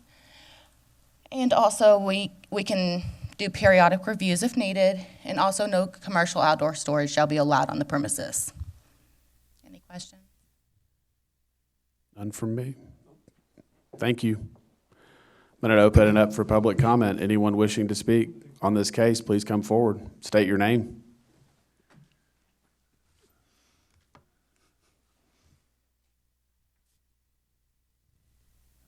Shay McClure. This is my property. I actually live across the street. We went through this process primarily so that we can have control of the property. We can use it when we want, put friends and family there when we want, as opposed to renting it. And we don't like the fact that our neighborhood is becoming all rental. I think it's increased in stuff being stolen from my property. So I like the fact of being able to control it. We keep it maintained well. I just wanted to, my thought process is, in speaking to you, is the process in general. We're having to do this again because we missed our deadline, and it's my fault, me needing to educate myself. We didn't actually go into effect until January because we didn't have the fire inspections and all that jazz. Okay. But we got no notice that, we had reached that deadline.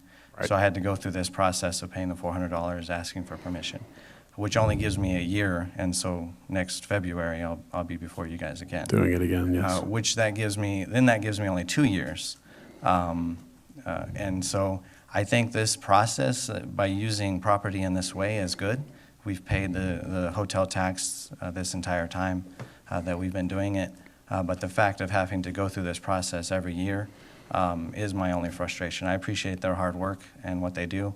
I think she put on there that I didn't meet the deadline, so I have to do it again because I did express my frustration with that process.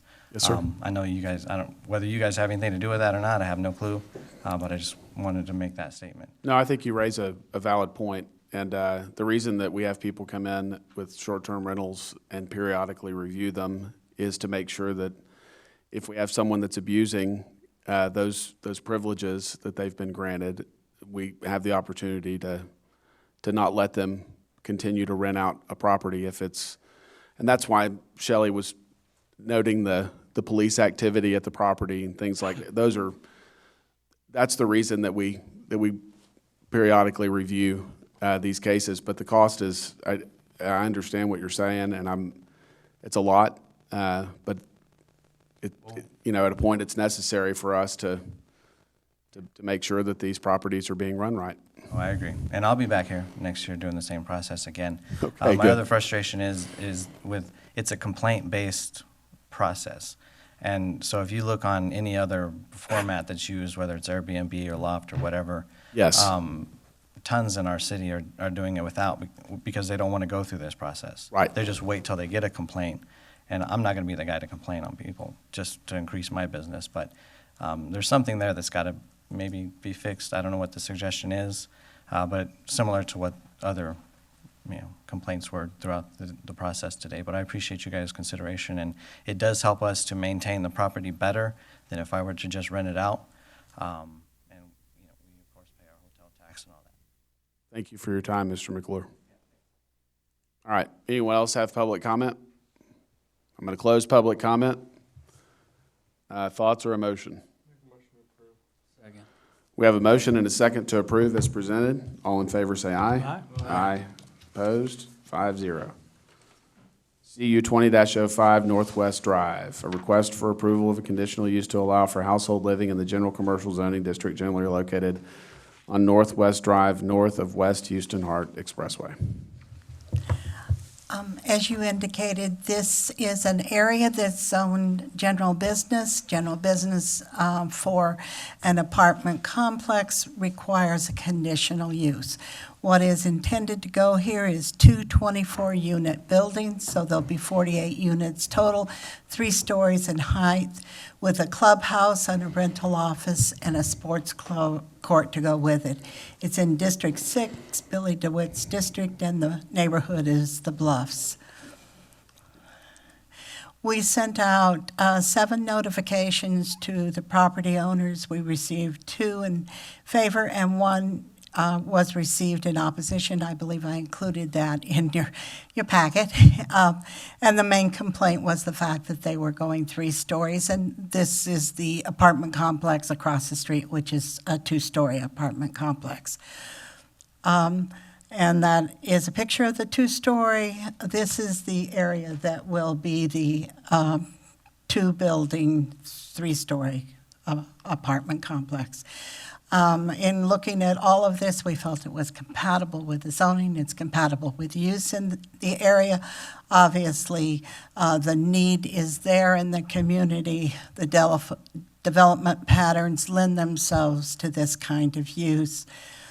And staff is recommending approval with 4 conditions of approval. We are recommending that the property be replatted because they're only using 4 acres out of a larger piece, and they are intending to do that.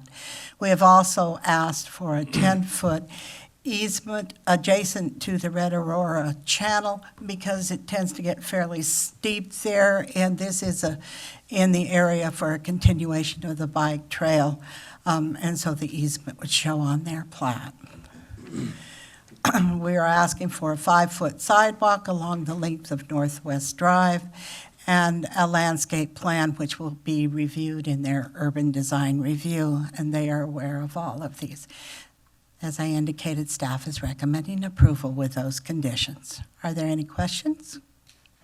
The existing property was built, were there any stipulations that they could only be a 2-story property? No, it is a commercial zoning. The commercial zoning would allow a larger, So we higher. didn't stop Yeah. them from putting a 3-story Right. property? Yeah. Okay. The existing apartments are under a plan development zoning, so I don't know if there was stipulations on those. Oh, I'm sorry, I didn't know. You were referring to the Yeah, existing? the existing property. Oh, no, when I went through that, they did not ask for anything. Okay. Taller 3-story apartments at all. They just I asked for the just wondered why 2-story. they turned in opposition if they had the opportunity to build a 3-story property if they wanted one too. I don't know, they have a number of properties in town. The one that came before you not very long ago, on the north side of town, that was, The Lakeview yes, project, yes. Okay. the one off of the 49th up there, it is also theirs. Thank you. Any other questions for Ms. Bailey? All right, we're going to open it up for public comment. Anyone wish to speak on this case, please come forward, state your name.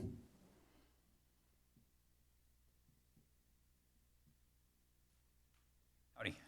Michael Fogel, Trinity Housing Development. I'm the developer of this proposed project that we're talking about today. So we took this project to City Council last month to receive a resolution of support to apply for housing tax credits for this property. And we did receive 2 letters of support from those adjacent landowners, Mr. Bass and Mr. Eustace. Mr. Eustace has stepped out. And since it was brought up, I guess since you guys were starting to talk about it, the letter of opposition from the neighboring landowner, they mentioned the height and potential views. We're a small 48-unit property, so I don't really see how we could block a view of a much larger 176-unit property. They're a fellow apartment developer. The property next door is not tax credits.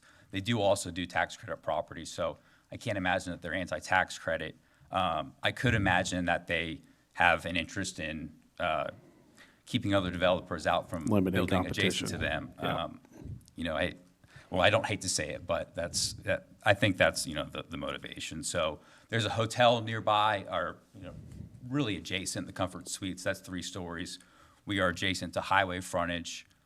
It'd be reasonable to expect 3 stories over on the highway. And, a 3-story multifamily building is kind of a good mix, good balance rather of residential within a commercial zone. So happy to answer any further questions. There is a site plan in there, and I don't think it made it in there, but we do have a rendering as well. Any questions for Mr. Fogel? So this is with the tax credits, it's geared more towards low-income, affordable housing, correct? That's correct, yes, sir. Okay. Just want to make sure that we don't want another increase by 20%. Right. And have unaffordable apartments. Okay. Thank you, sir. You're welcome. Anyone else wish to speak on this case?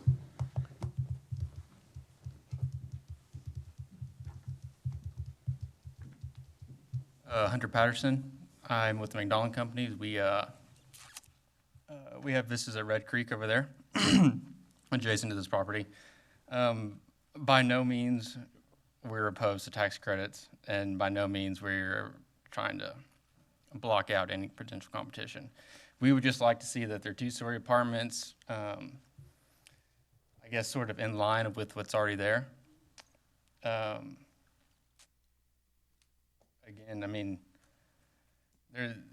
was there 11 acres or such? 11 acres that they have. There's plenty of space to have 2-story apartments without cutting down the unit mix. And with that, that's our only complaint. We're not opposed to this by any means. Thank you. All right, anyone else wish to speak on this case, please come forward. I'm going to close public comment. Thoughts or a motion? All right, we have a motion and a second to approve as proposed. All in favor, say aye. Aye. Opposed? 5-0. Mr. James, we have text amendments left on this agenda. Would it be possible to table these to the next meeting, given the time that it's 12:20? Yeah, that was one of our suggestions. I mean, we'd love to talk to you guys, but if it's a larger discussion, we may can have it at the next one. So do I need to read these into the record, or?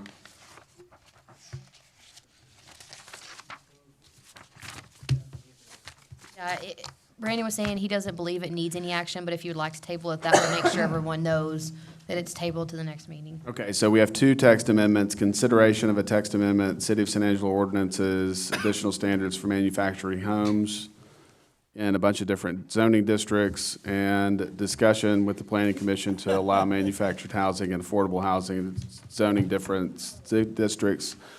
Possible design modifications that would provide for compatibility standard. Anyone want to make a motion on those? So moved. Second. We have a motion and a second to table. All in favor, say aye. Aye. Aye. So 5-0 tabled. Director's report? Just quickly, there obviously are discussions going on about events and gatherings of people. We don't have any information for you yet, but there are ongoing discussions about how to handle board and commission meetings. We've already canceled some boards and commissions that did not have items or had items that could be pushed back a month. We will send you out emailed information as soon as we know if that affects upcoming planning commission meetings. But for right now, assume that everything will continue as normal, but there's a fair chance that that might change. Okay. Adjournment. Do I have a motion? So move. Second. So moved. We have a motion and a second to adjourn. All in favor, say aye. Aye. 5-0. 12:22.